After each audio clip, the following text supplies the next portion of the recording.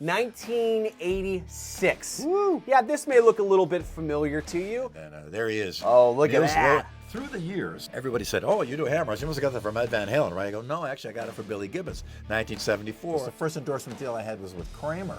No kidding. I got one of the Kramer Explorers, the really wide-shaped. One of the guys at Kramer was making necks for Eddie's guitars, and he put one of Eddie's necks on that. I remember me, Dave, and Steve going to the premiere and going to watch the Crossroads. I'm gonna give you a Porsche, a 944 with this giveaway. We were backstage one time when we were on tour, and he was asking me if I had a quarter. And I go, "No, I don't have any change on me at all." And he got a quarter, drilled a hole in it, and put it underneath Floyd Rose. I wish I would have had a quarter. My quarter would have been That could have been your quarter. Comedy was, it looked like a penguin holding a stop sign. He's got to find guys to fill those shoes and Yeah. come out with a bang. Yep. And you're in there with STEVE VAI. Initially, we were going to use Steve Stevens. Really?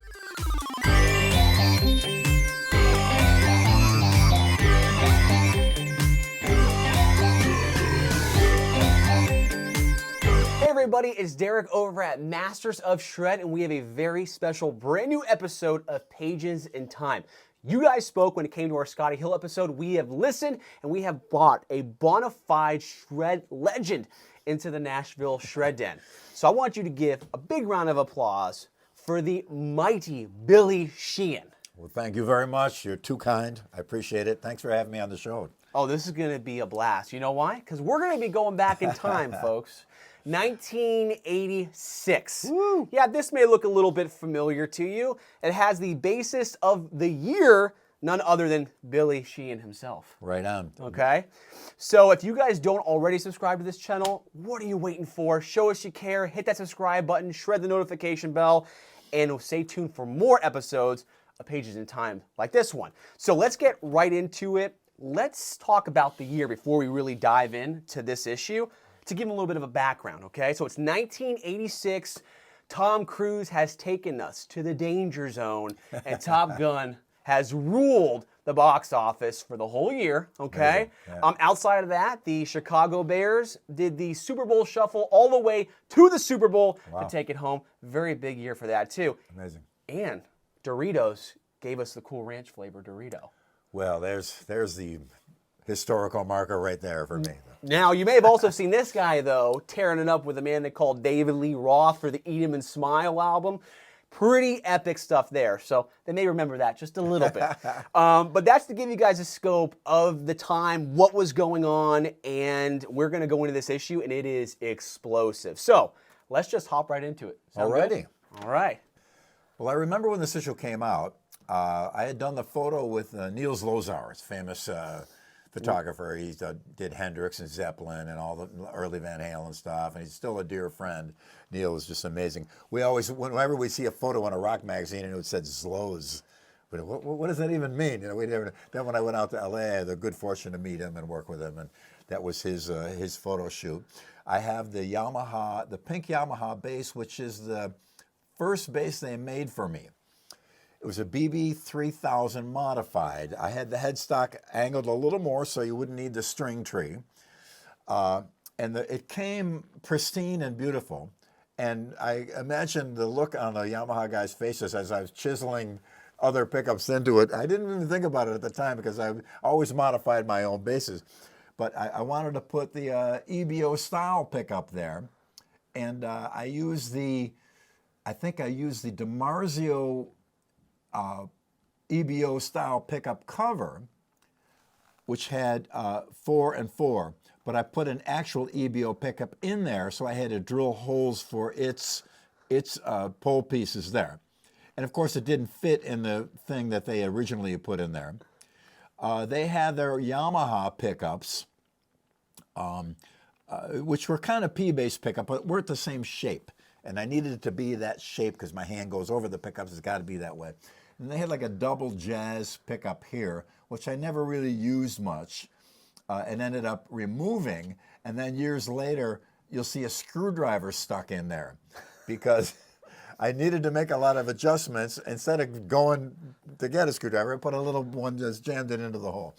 So the Yamaha was probably mortified that it took their beautiful, amazing bass. And the color was rose blue.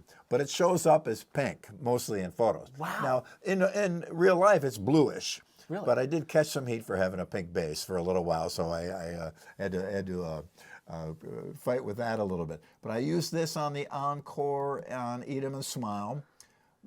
Most of the Skyscraper record done on this bass, and some, if not all, of the first couple of Mr. Big records as well. I still have it, still in the same condition.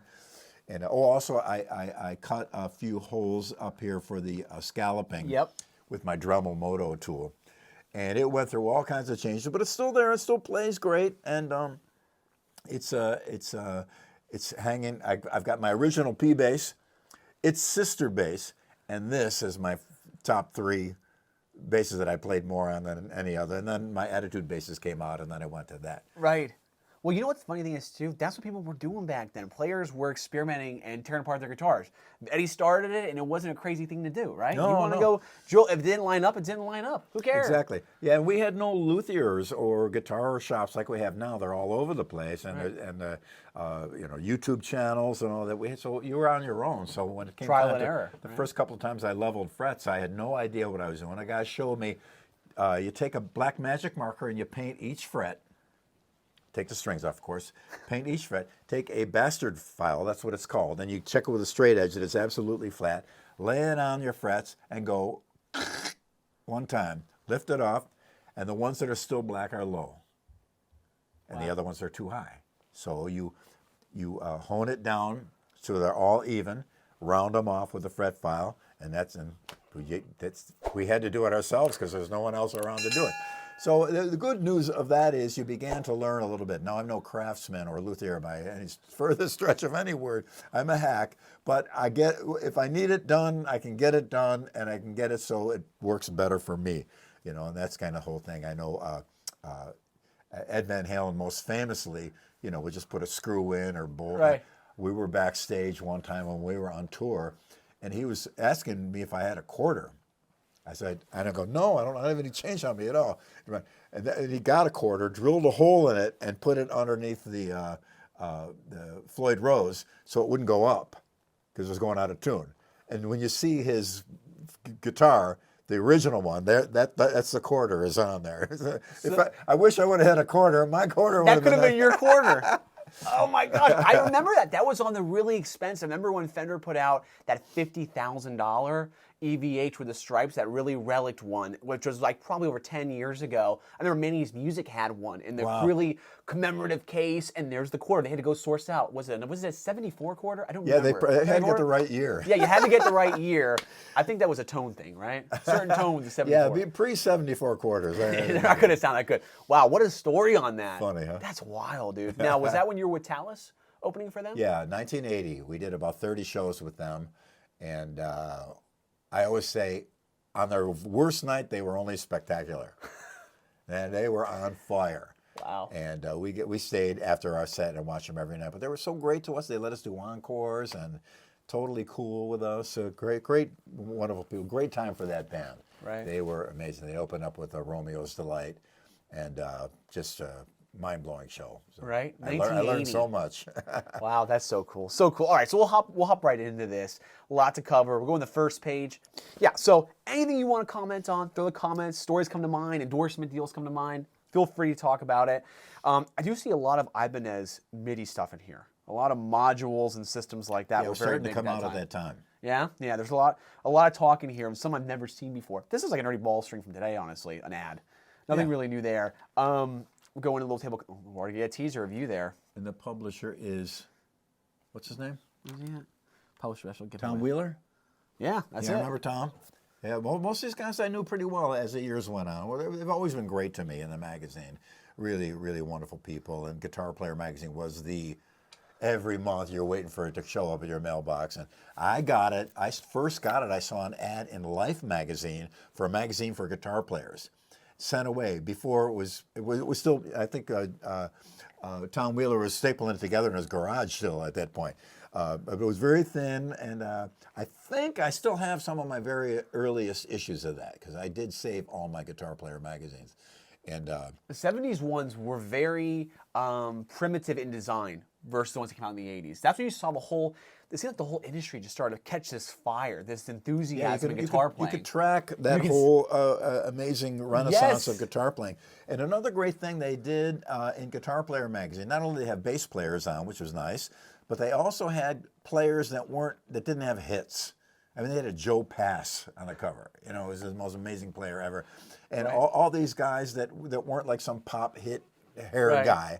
You know, somebody that had deep roots. Barney Kessel, you know, all these amazing players that, from my generation, we all learned from them too, you know, as much as we could, if you will. But, yeah. It became very flashy in the 80s, right? Yeah. Who's going to get the cover? Now, this is a funny one for me. What a Gibson ad. I don't understand. Okay, so you got an American classic. Oh, it is a Ferrari. Yeah, with an Italian classic. No text. Yeah. Just, here you go. Now, if Yngwie was going to hop out of here, it'd make more sense to me. The fact that it's just, I'm kind of thinking, what was the marketing behind this? Why don't we just put a Les Paul Custom, put it next to a Ferrari, which is Italian. It gets the point across.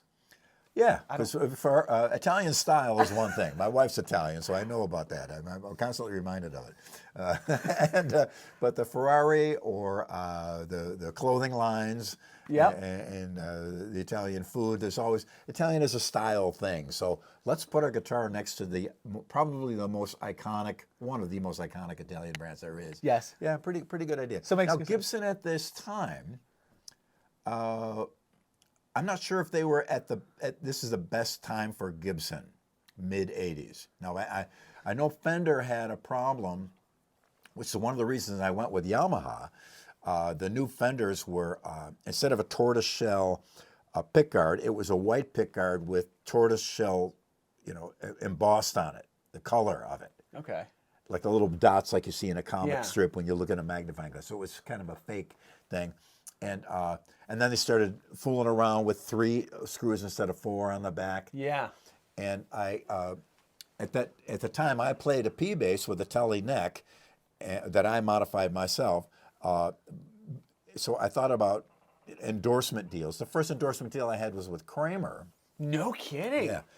Dennis Berardi was the head of Kramer, and I talked with him, and I've got one of the Kramer Explorers, the really wide-shaped, pointy thing, and one of the guys at Kramer was making necks for Eddie's guitars, and he put one of Eddie's necks on that.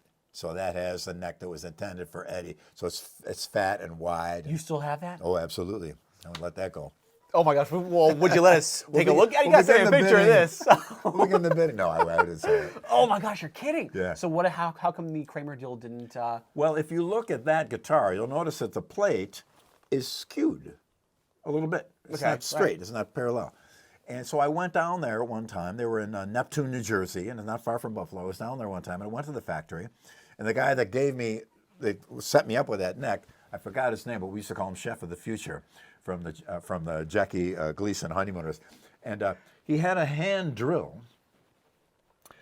with tape as a drill stop, masking tape. Okay.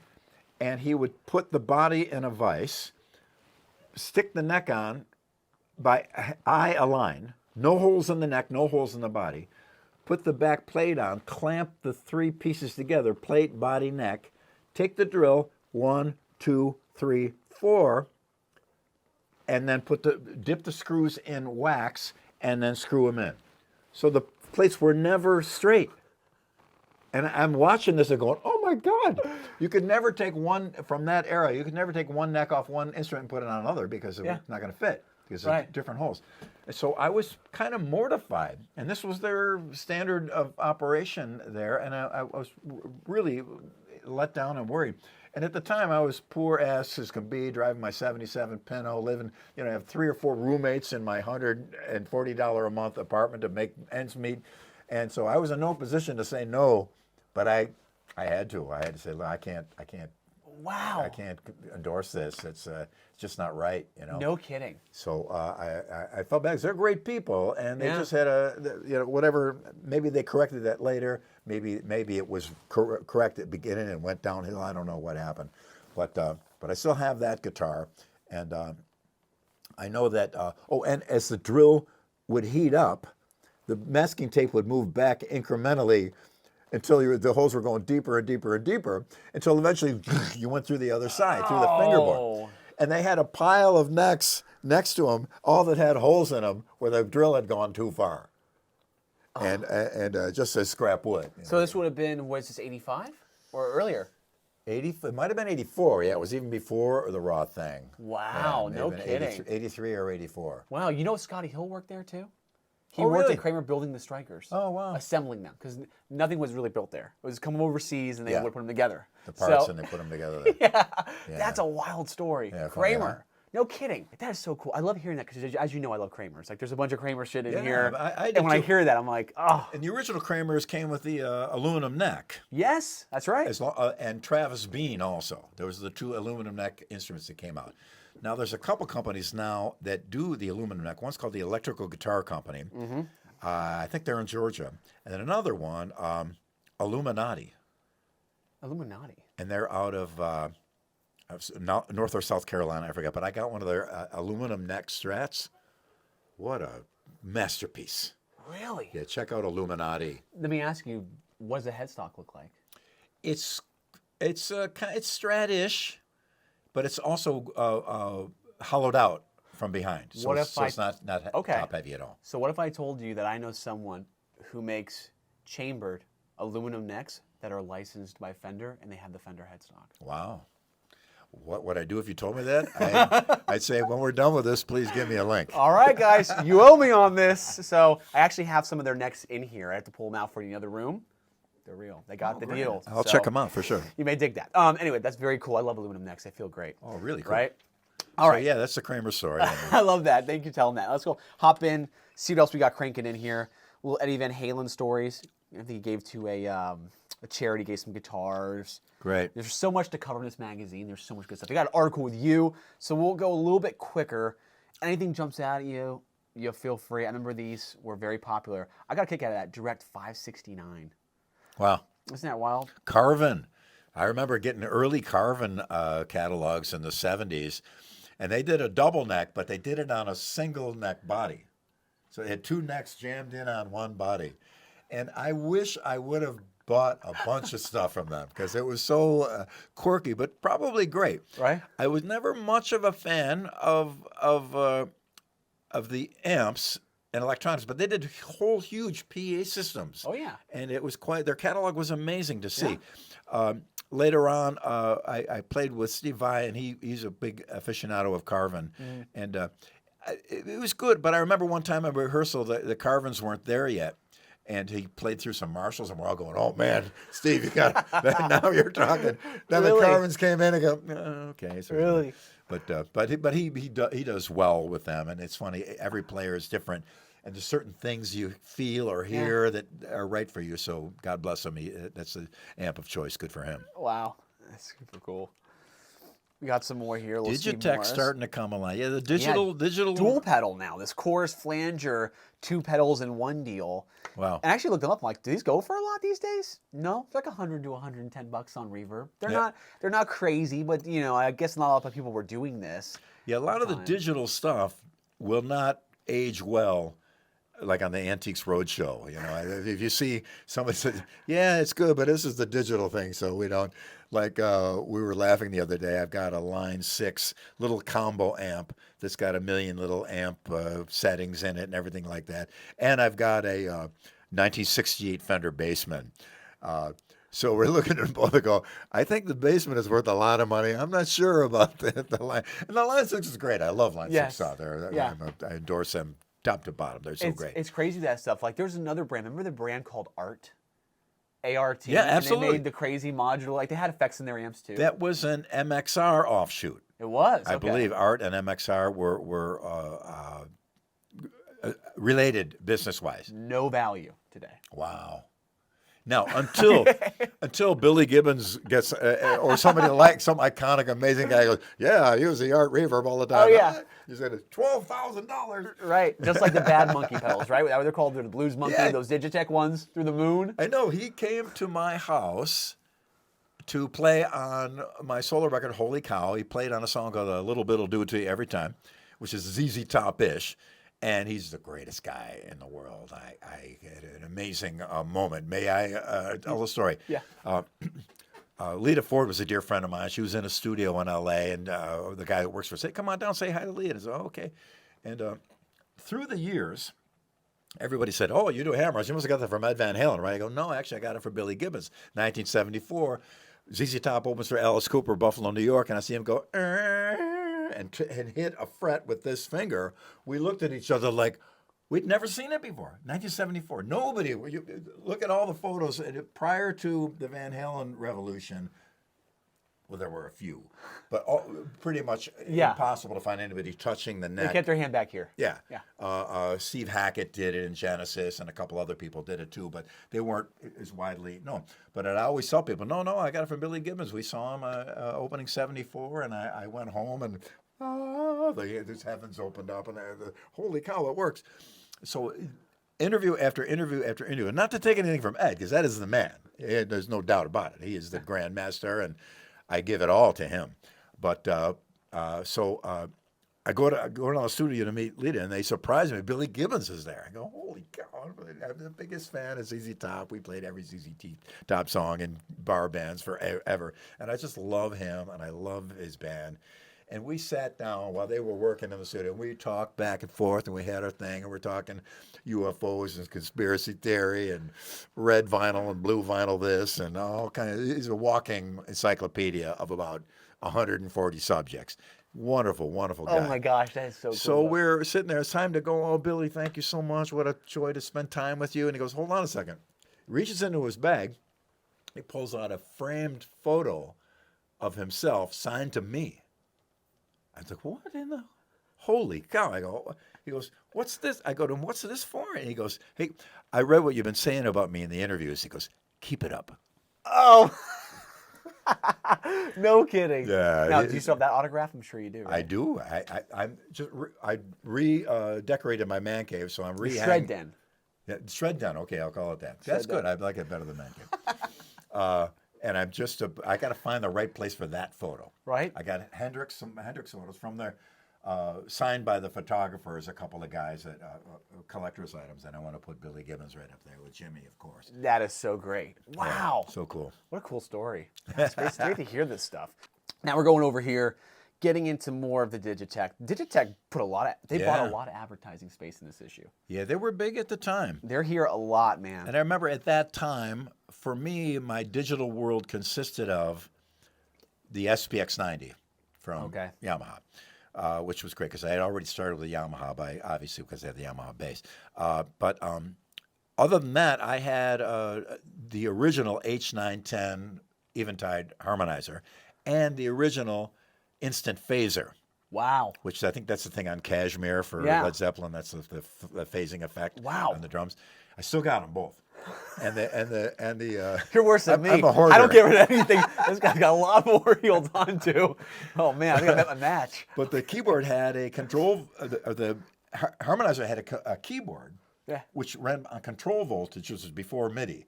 So the notes would send out a voltage to send it to the right pitch, not a MIDI message. Wow. So you could play. So I would play in the middle of my solo, and then I could go up and down, and octave up and fifth up, and play a little. I can't play keyboards, but I play a couple little thingies in my solo, and it was a cool little thing. But I still got my original harmonizer, and we just bought. I'm not sure if it's the Eventide version of software or UAD Apollo version. Okay. But we set it up, and I used to have my high-end split. One half went through the harmonizer at 101 with the one blinking. So it was just a tear sharp, and the other one was flat. So when you stood in front of my amp, it sounded like it was 50 feet wide. You know, this big gosh, stereo thing. So I still got that same thing. So we did that same thing with software in my studio recently. Wow. And my engineer Scott Bush, he used to come see me play back, and then he goes, there it is. We got the sound back, and that was pretty. Dude, that is great. Yeah, pretty well. Wow. So yeah, digital was coming alive right here and now. This is the morning spot of it. That's one hell of an EQ right there. That DOD? DOD made a lot of great stuff. Crazy stuff, huh? Yeah, they got a lot of good ads for these digital age.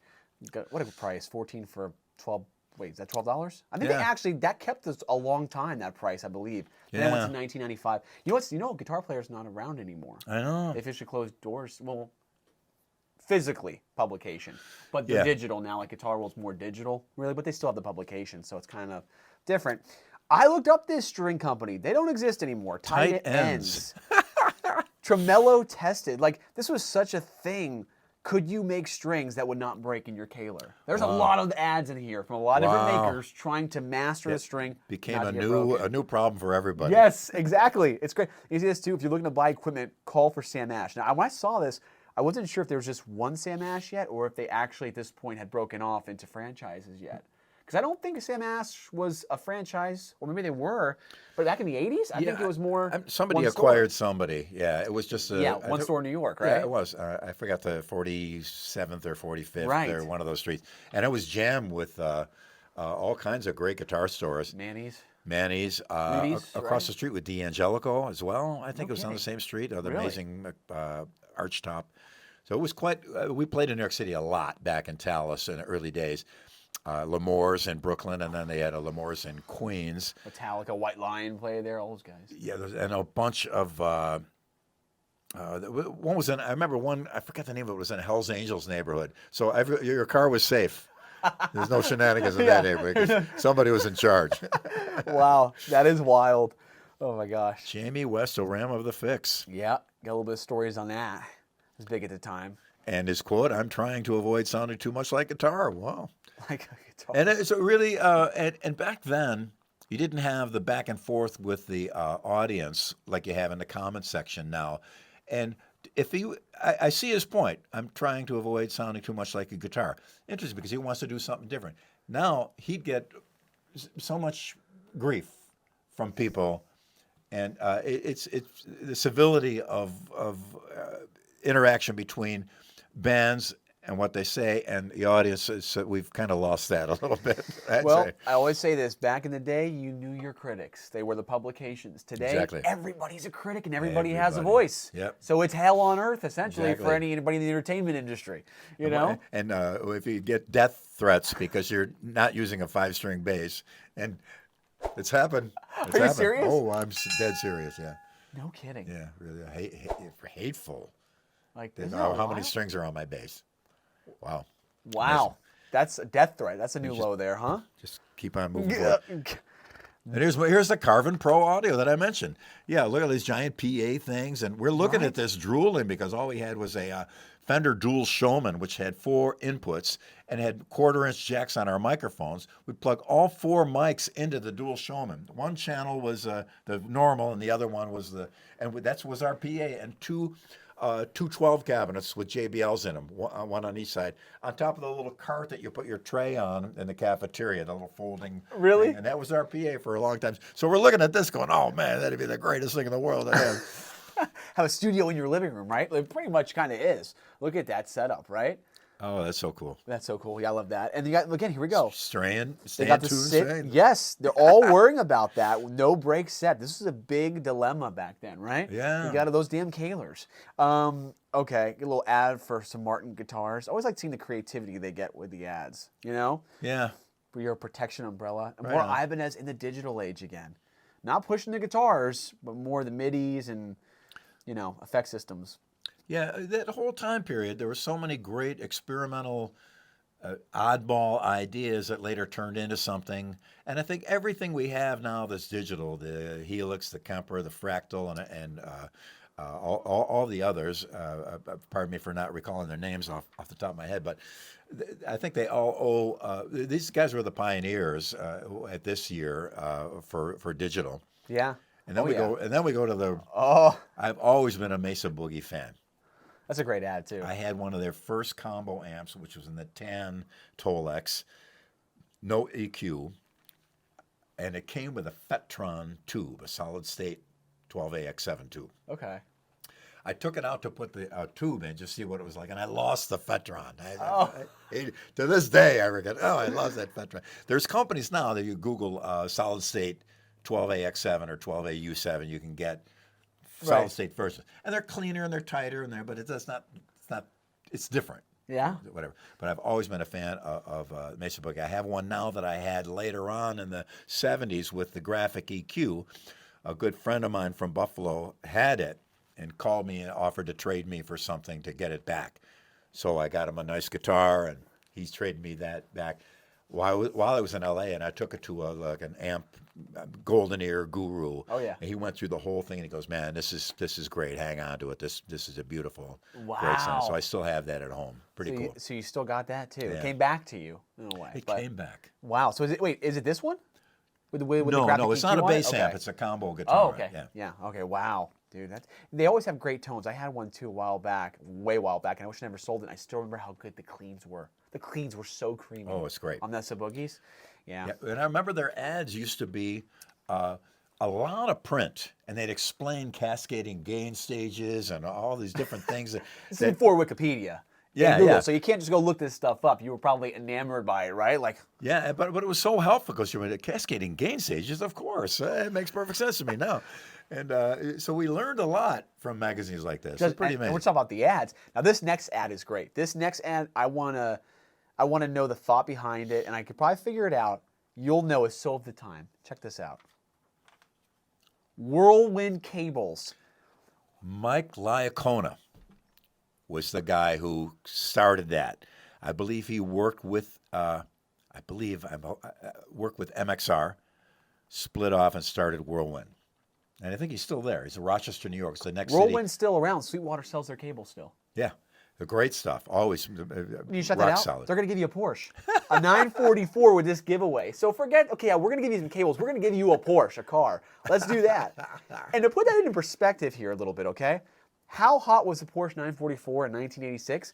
Well, just a slight bit before that, it was the star, basically, almost, should have been on the credits of 16 Candles. Wow.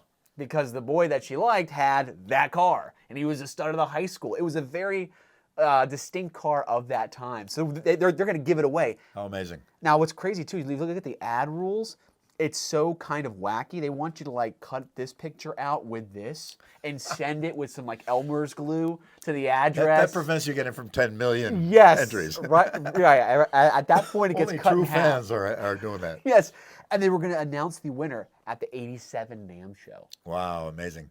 I've still got cables exactly like that from back in the day. Really? That's how much of a hoarder I am. So Well, also that may speak of how good they are. They still yeah, work. they still work. And they got a little tiny all parts ad here. Yes. Which was great for us because when we read this magazine, we would look at every little. Oh, there's a lot. I mean, you see how valuable every inch of these pages are. They could throw an ad here, ad up here, and people were paying top dollar. Oh, amazing. And as we get to the back, you'll see they have the classifieds. People would go pay just to have one guitar listed. Just one guitar. It's not a dealer. Hi, I'm selling my Les Paul Custom. Here's my price, $650. Mind blowing. And here's my phone number. You wouldn't do that today. Yeah, you know? Get any spam calls. Oh, yeah. Okay, a little bit know more what that here. is, 20 guitars and tribal rhythms from Georgia.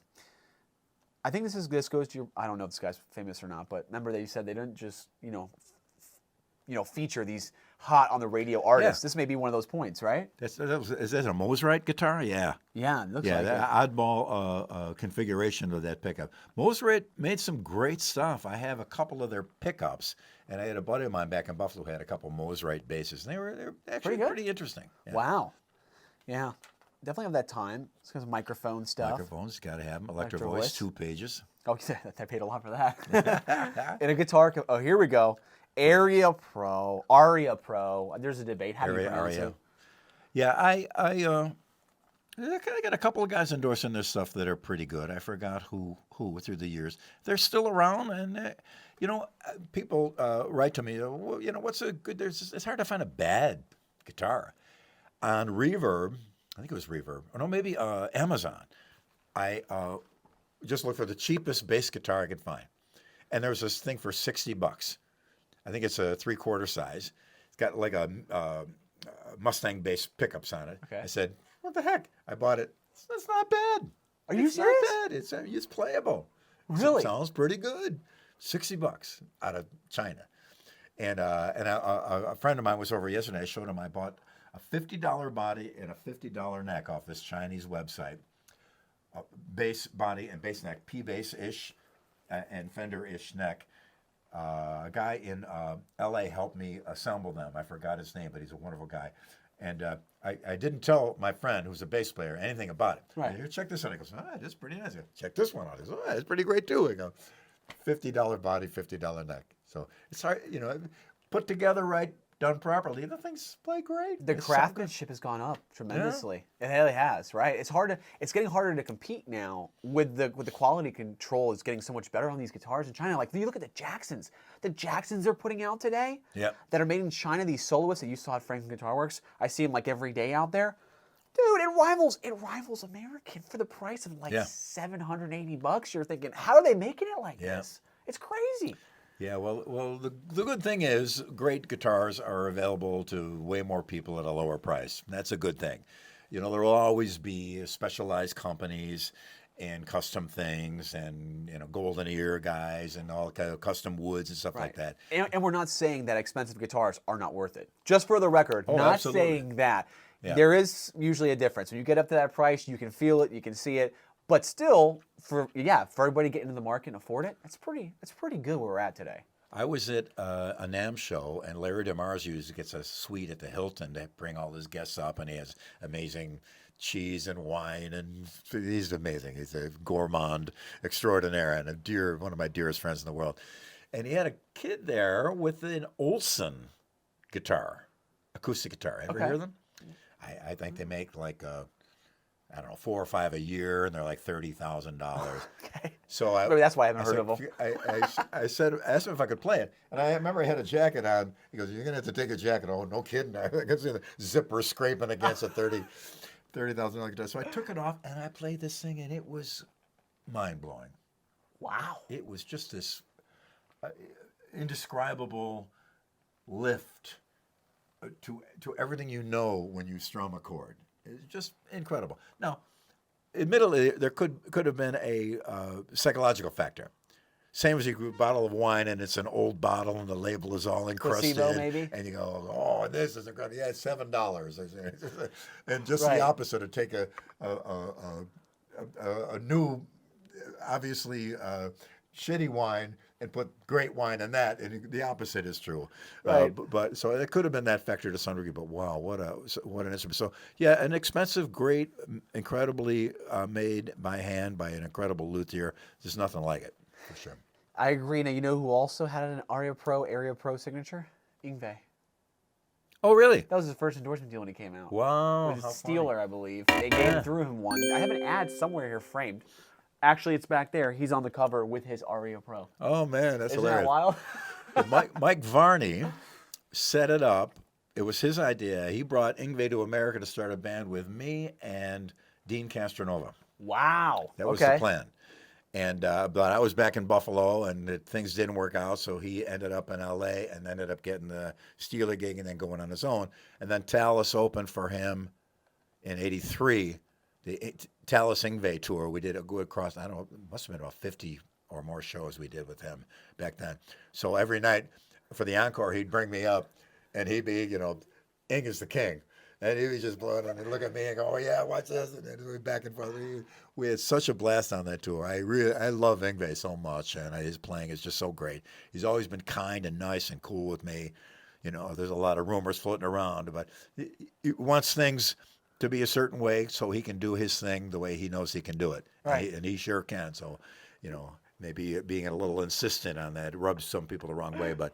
Boy, 𝙋𝘼𝑒𝐻 is the king. 𝙋𝘼𝑒𝐻 is the king. I like that phrase. That's pretty good. I never heard it before.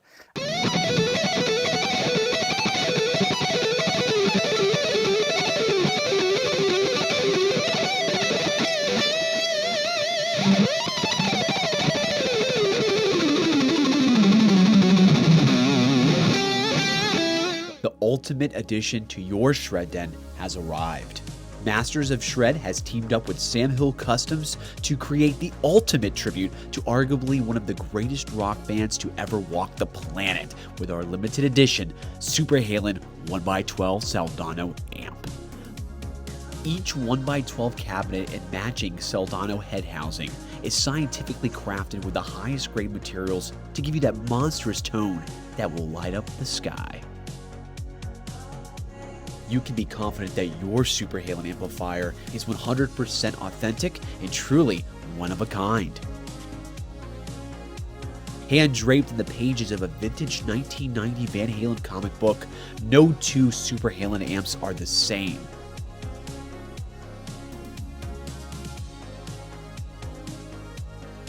Each Super Halen cabinet is loaded with a 12-inch warehouse guitar speakers Green Beret 25-watt speaker hand-built in the USA, which is a massive upgrade from the Celestion G12M greenbacks that we have become so accustomed to. Visit www.Masters of Shred today to reserve your Super Halen amp before you can't get this stuff no more. I dig that. Very cool. Got some Rocktron, Alan Holdsworth. Rocktron had some really cool stuff back then. Yeah, Alan Holdsworth also used the Pierce preamp. Wow, okay. That made in Buffalo that I championed from about 1979. Him, Montrose, Ty Tabor. Ooh. I think they were the three Pierce guys. Wow. On guitar. Ty Tabor is such a great player, too. His rhythms are so And good. Tone's great. I know you're a fan of good rhythm players. Absolutely. He's such a phenomenal rhythm player, too. Him and Nuno, for me, are like... Eddie was #1 for rhythm because his rhythms were just ridiculous. The swing and the groove were just like... His brother. They're harder to learn than his solos, the rhythm. It's like his brother was the drummer. Yes, yeah, exactly. Who's your favorite rhythm guitarist that you're a fan of their work over the years? Malcolm and AC/DC. Nice, okay. And I have a hard time. I love Van Halen so much, but I as the years go by, it's a close Van Halen, AC/DC. It's tough to choose. I put on a Bon Scott. Got If You Want Blood, You've Got It. That live record. Come on, and that was all real back then. Yeah. You couldn't do any digital fixing on No. that, and it's so great. And their stuff is so timeless. You go listen to it, it still holds up the test of time. It's just the rhythms, the grooves, it's still relevant. It's just like, amazing. oh gosh. We would be backstage on the Eat 'em and Smile tour, and we had a full sound system back there for like a party after every show. And the crew guys would go out and invite young ladies back, and we'd be back there with the band. And Dave would put on the music that he thought was the right music, and everybody's sitting around, you know, like this. And he'd look over at me and go, "Okay, put it on." And I'd put Back in Black on. And the whole place. Oh my gosh. That's how the party would start every time. Do you remember what kind of music Dave was putting on? Oh, he had. I love the music Dave loves, but it's not the kind of thing that most people do. For example, a guy named Matthew Wilder. He had a song, you know, "I'm never gonna break in my stride." Yeah. No, na, na, na, na, na. I love that song. It was really cool, and he had a couple other songs on his record that were really great. I remember Dave playing that for us. But Dave he's a way broad spectrum of tastes, Right. from Sinatra to punk rock and everything in between. Which I love. It's aligns with how I look at music as well. Wow, that's so cool. And of course, you had the Hot Licks Hot videos, Licks. which were so popular. Joe Pass. There he is. You were just talking about him. What I think the album is called Virtuoso. He just went in the studio with his guitar and they hit record and he played, and that's the record. And it's inhuman. It's so perfect. It's so incredible. And of course, you got Vivian Campbell there. And Emily Bruce Remler. Sarzo. I haven't heard from her in a long, long time. I was looking at that picture, trying to figure that one out. Yeah. John Entwistle, of course, amazing. I hung with him a lot at the Rainbow, and one night I was there, and Chris, bass player. Okay. Right. Chris Squire came in. So we're all sitting together. They took a photo, and then Lemmy joined us. They took a photo of that. So the photo of us with all three of us with Lemmy, they put up on the wall, and somebody stole it. Are you serious? It's gone. But I got the one of me, John, and Chris. Nice. Right, I'm a cool. big fan of Yes, by the way. Oh. Trevor Rabin stuff with them. So great. Big Generator. I'm just like, I listen to their albums. I'm stuck on the Talk album now. Just Jerry so good. Jemmett, Viv Campbell, before Deal. Yeah, right. Well, I said from Dio, so he must have been in there at this point, right? Yeah, It's 86, that's right? That's right. Yeah. Bruce Kulick is there. Great from Kiss. player, wonderful guy too. Steve Morse, of course. What a genius. Bruce Kulick, he's in there, right on. Yep. Mick Taylor from the Stones. Yeah. Yeah. When I worked with Michael Schenker in England in '79, somebody brought one of Mick Taylor's SGs down. And I remember looking like, holy cow, that's a Stones guitar. Oh, that is great. And the last one was Arlen Roth. I've heard a lot about his. Oh, the man behind the movie Crossroads. Yeah. That's why I've heard a lot. Yeah, Wow. I think he took a little bit of a burn because Steve got a lot of credit for it when he I think wrote or produced, and it is really true. He was the man behind it, but of course Steve played it and did it. But then he saw Steve gets in David Lee Roth. He's on magazine's cover, and Arlen got a little. I don't blame him. You know, he didn't really get the credit he deserved, but situation. I remember me, Dave, and Steve going to the premiere and going to watch the Crossroads. No, Steve really. had just gotten in the band, and we went to see him. How was that? Pretty great, pretty amazing. And he did great. good in the movie too. Jack Butler. Dude, he played a character so well. So good. It's like, dude, what an iconic role, man, right? Oh, and you know what's funny? Ralph Macchio still has his Fender. He never sold it. He said people have asked him, right, big money to buy it. He said he just wants to hold on to it. It's a retirement fund right there. Dude, right? Like he needs it. Yeah. You know what's crazy? Jackson re-released that guitar a couple of years ago. They did the Jack Butler model. And it was a SoCal, the Red Sparkle. I still regret not buying it. Wow. And at the Franklin, it's called the Amigo Guitar Show out here in Franklin. Some guy had it. Yeah. This was earlier this year. How great. I wish I would have bought it. We were gonna do a trade, and then the show ended. I never saw him again. Yeah, he knows who he is. I gotta find that guy and do it again. Some of them go by and you miss your. They're gone. You miss can't your find them opportunity. anywhere, man. There was a Roger McGinn Birds 12-string Rickenbacker. I should have got it. I bought a Rick 12. There's a little guitar shop near my house, a vintage guitar shop, a block from my house in L.A. Pardon me. And I bought a Rick 12. I actually did a clinic in a music store, and I saw it on the wall. And the 8 Miles High was the first single I ever bought by the Byrds, and that 12-string sound I still love so much. So I go, hey, how much you want for the Rick? I go, well, call it even for the clinic. I go, sold. But it was a little unwieldy. First of all, I went back and forth with the company time and time to just get the original strings that were on it when I bought it. They sent the wrong set. They sent the wrong set again. Then they said, you're wrong. It's not the set. I have them right here. It's not the same string. Finally, I got them on. But I have to change the string so many times on a 12-string, and it's tight. I kind of lost heart. Yeah, it's not fun. So I traded it in at a little guitar shop near my house for a Fender custom shop subsonic baritone Strat. Oh, wow. And that kills. You still have that? Sure do. I ain't letting that go. This guy's a big hoarder over here. Worse than me. Worse than me. How do you think it though? Oh, this is so great. Okay, let's get out. Okay, so we'll hit a little bit on this, but I almost want to just jump to this because this is so Sean. These guitars are so hard to find. They're so short-lived, and they're worth so much money. Did you ever run into one of these back in the day? Did you get your hands on one? But I remember people talking about them. I never saw them. You did? Okay. And the comedy was it looked like a penguin holding a stop sign. Okay, I guess I can see that. A penguin holding a stop sign. Neil is amazing.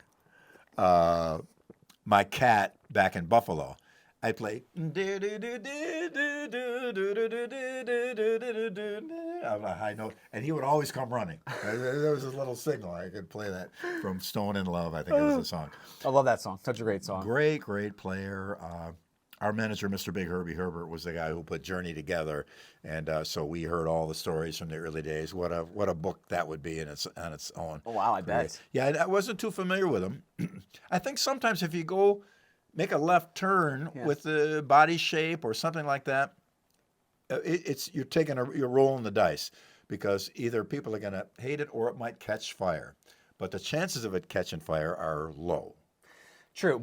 I will tell you this though, at that day and time in the 80s, when the rock and metal was so big, you could take more risks like that, I feel like, and be accepted with the bodies, right? Yeah. So it may have not worked out well, but if there was a time to do it, that's when you really test it out, right? Now I wouldn't do it. I don't know if I would give that a shot. Yeah, the marketing department's going, no way. Yeah, no, absolutely not. We got quotas. Here we go. Segovia Masterclass. What a... Wow. Amazing. Here is one of the grandmasters, one of the greatest musicians of all time, the grandmasters of his instrument, a living legend for real, no longer living, of course, but to have a spread like this. Now they would you just don't have the depth of coverage of real greatness. Yeah. I'm not saying that all the players today aren't really great, because they are, and they've taken guitar way beyond what anyone expected it to be, and they're still coming. The next wave comes in, you think, well, that's as good as it's ever going to get, and then some new guy comes along, and holy cow, it's even more. But guys like this, the depth of musicianship and character to their playing, to be featured in a magazine that teenage kids Yeah. that are out playing Kiss and AC/DC are going to see this. That is one of the great things Guitar Player magazine did. Right? Yeah, that's very true. Uh-oh. Oh, there he is. Get to grips. Get to grip. Roto Sound, which you're still using today, right? Since 1971. Loyal guy. My buddy Joe Hesse, who started me playing bass, gave me a used set of his. And Wow. I put them on, and I never went back. Were you scared about doing this?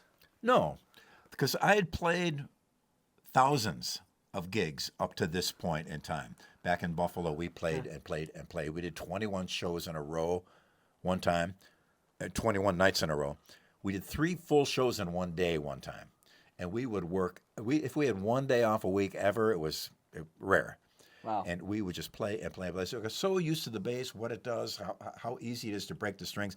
A lot of times, like the end of a show, and I'm going to change my strings the next day anyway, I go to rip this. Yeah, I couldn't do it. They'll cut through your hand before you break them. Wow. They're really, really strong. But Roto Sound has been there. They had a little spot in the late 80s where they got some bad metal from one of their suppliers. So they were getting some dead strings. And so I moved off, and I went with Charlie Stringer. Okay. He was a Roto Sound distributor in the USA. So he made a Billy Sheehan set, and they were great. They weren't quite Roto Sound, but they were really good. And then Roto Sound contacted me and said, look, we've straightened everything out, and I tried. And since then, I've never had a bad string yet. And they're just, there's a thing to them. There's a mojo thing to them. Geddy, Jaco, Entwistle, Chris Squire, the Beatles, Hendrix, all use Roto Sound. So, and I know something here. Isn't that your D tuner lever right there? yeah, the hip shot D tuner. This was before the EVH D tuner we're talking about. This is way before that. Yeah, it was the late 70s. Dave Borisoff is a gentleman from Hipstad, wonderful guy. Actually, he's moved from California, manufactures in Rochester now. And he makes great, also lightweight bass tuning keys. If your headstock is a little heavy, he's got these great lightweight keys that are fantastic. But the D tuner, because we were playing Draw the Line by Aerosmith, and I would tune down. I'd hit the harmonic and tune down, but our philosophy of a show is get to the next song quick, no dead air. Yeah. Learn from not only AC/DC but from the Ramones also. They add one song and go to the next one. I love that, no dead air. So I hated that it took me a little while to tune in, and okay, go. So the hip shot D-tuner was a from heaven for me. It was so great. Wow, that was early on too. Yeah. People think about whenever everybody thinks about the drop tuning, they think about the D tuner. That was there, and I just learned about this when I read this. I'm like, wait, what? This was before that, years before that. So Yeah. you're onto that pretty well, man. And then more here, big guitars from Austin. They're talking about Austin players again, just local scene. They're covering local scene players in a national publication. It didn't have to be. And that was a huge help when I was in my first appearance in Guitar Player, Mike Varney's Spotlight on New Talent. Yeah. And Paul Gilbert was there, Tony McAlpine, Greg Hodgson. Howe, a whole bunch of guys. Wait till you see who's in this issue in the back. Oh, yeah. Oh, okay, great. Oh, you're going to freak. That's hilarious. It's so great to see this stuff.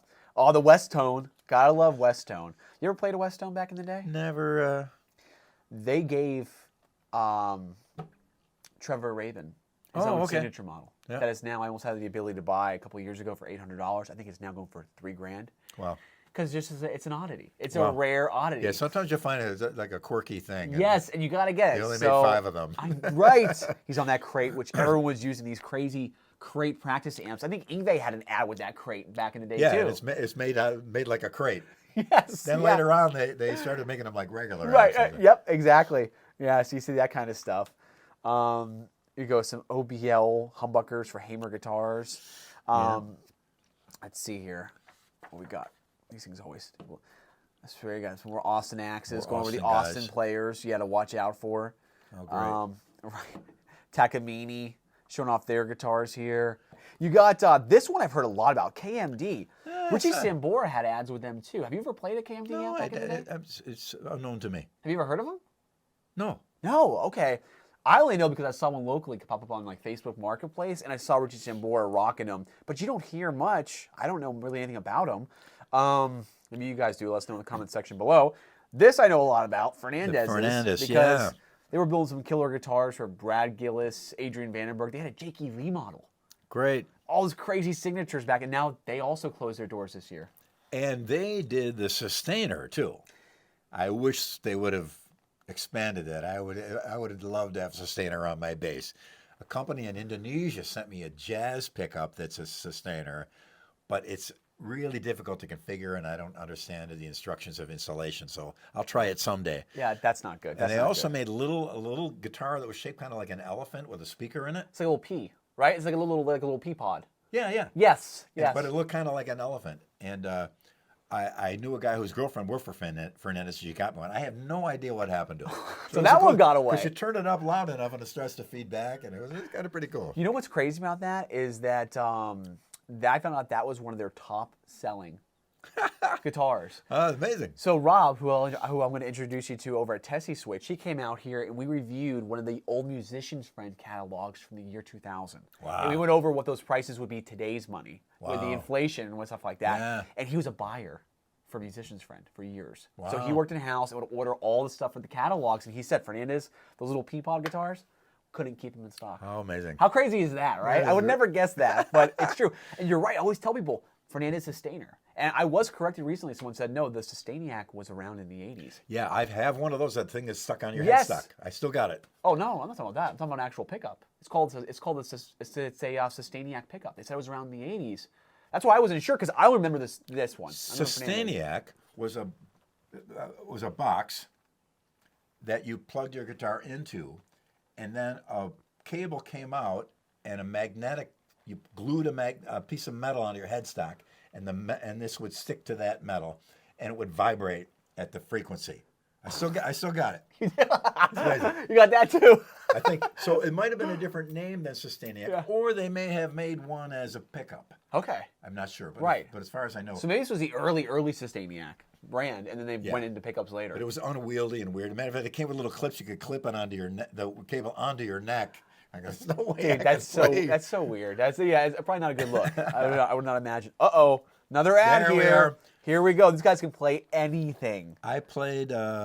This is a Schecter body I bought in Buffalo, and it smelled amazing. Whatever kind of wood it was just smelled like spicy, incredible. And I stuck I said 5 different necks on it, and I put the Kramer tremolo in it. Or I'm sorry, not Kramer, Kahler. And I use it for a song like on one gig once. But for me, and Kahler makes great stuff and it's amazing, but for me as a player, it was just kind of too unstabilizing. Really? That I didn't have, it was kind of made things, it's like playing on a boat, you're kind of moving around a little bit. I think I know what you're talking about. There's a lot of play on a Kahler. It's very smooth, which isn't a bad thing, but it's almost too smooth. With Floyd Rose, you got a little bit more tension. Yeah. You know what I mean? It's just really, I totally get you on that. And this is David Lee Roth era, clearly. Yeah. And you guys you're still with DeMars VO. And Absolutely. Vi's wearing a Vixen shirt. Am I right? He's what? He's wearing a Vixen shirt, right? Yeah, his wife was in Vixen. Wife's in The Vixen. Pia, Right, yeah. exactly. She was a bass player. So around that time, I guess, they were Matter of together? fact, the drummer for Vixen, Roxie Petrucci, we had her in on the tryouts for drums for Dave. No way. And I remember we went home and said, Dave, there's this girl. She's really great. And I could see him going, Really? How can I stick it to Alex? Even if I get a girl drummer, he ended up not doing it. But Was it but close? she was good enough. We said she could probably do the gig, And then Greg Bissonette came along, and he was, he was the full package. Wow. And undisputable. But it was kind of cool that she was probably second in running of all the people we checked out. Wow, and that would have really been ahead of its time because you didn't see that often. You had girl metal bands, but you didn't have female players in, guy bands, And primarily guy she bands. still is a rock solid, great player, really great, dear friend of mine. Wow, Fantastic. very cool. Yeah. It's a great story. Here we go. Clapton's got a guild now. I don't think he does anymore, though. I know. He did back then. You see that a lot where guys will jump onto a thing and they'll be there for a while and then they leave and go somewhere else. Yeah. That's why I never liked that. So I've been with Yamaha, I think, longer than any of their endorsers. And someone said, I got to check this out, it's probably not true, that I'm the longest signature instrument with any company is my Yamaha bass. Now, I know there's older guys. There's a Joe Pass and a Barney Kessel Gibson, but they had passed away. When did you get your Yamaha endorsement too? Started in '84. That's about right, because I don't think the only other person I could think of would be STEVE VAI, and he didn't rock Ibanez till mid-late '80s. Exactly, and actually I had him go to Yamaha first, and Yamaha was making a prototype for Steve, but they were taking so long. Oh, you're kidding me. It is true. I love Yamaha, but man, there's a big ship to turn in the ocean, Yeah. right? So you got to have them do anything. So I wonder if that guitar still exists. The next time I go back, I got to ask, what happened to the STEVE VAI prototype? But so he went with Ibanez, and good for him. Ibanez has been great for him. And he put Ibanez on the map. Really, Ibanez was always a good guitar where they had the Roadstars, or what are they called, Roadsters? Or I have one there. I've something to forget, but that set it over the edge when he became the artist. Like, it was like, yeah, and Ibanez was smart to grab the new guys as they Red Beach went over to, as they walk out of MI. They go, "Hey, come here a minute, I got a guitar for you." Yep, and Alex they Skolnick, guy and they supported them early on, and they were a great help to a lot of players. So pretty great. Wow, Alex Lifeson, Dean. I don't know if he's still playing a Dean Markley amp, but he was back then. Dean Markley amp. Yeah, right. So, something like that. Now I know, probably a great amp, and he probably loved it, but in the long run, I don't know if he ended up years later using that amp. I don't see that. So a lot of these endorsements often, it's similar to the Guild with Eric Clapton. And I don't know. I love Guild. I love Dean Markley. There's no slight on the products at all. But getting an artist to endorse a product and stick with it is a tough thing, because you kind of got your own thing. And let's try this new thing. And for the first week, you're, hey, this is fantastic. I miss my old one. And you go back. And that's a problem, dude. Yeah, I agree. Starfire has landed. More crazy from the makers of Roto Sound. Because it will start at a little smaller side brand. Oh, interesting. And then you got Big Country. Remember Big Country? They had a song called Big Country. Yes. Yep, that was a great one. Tears for Fears were using them. Rough Cut. Wow. Yep. Yeah, so I looked them up. I can't find a single thing on that string company. Oh, that's funny. I guess that's over. And Phil Collins doesn't endorse Beyer mics. He uses them. There you go. That's right. That's what they want. I want someone who's going to use them. I used Beyer M500 ribbon mic for years in clubs, and they were great. We had a guy in Rochester who was a sound man, and he worked with a bunch of great artists, and he recommended them early on, and we were M500 users for years. Wow. Super, super cool. Look at this is a funny Randall ad. Almost nothing screams like a Randall amp. They use a parrot. They could have done something, I think, a little bit different that could have caught people's eyes. Maybe actually showing the product. Yeah, it was another It's a great illustration, though. But, I mean, it's a nice parrot.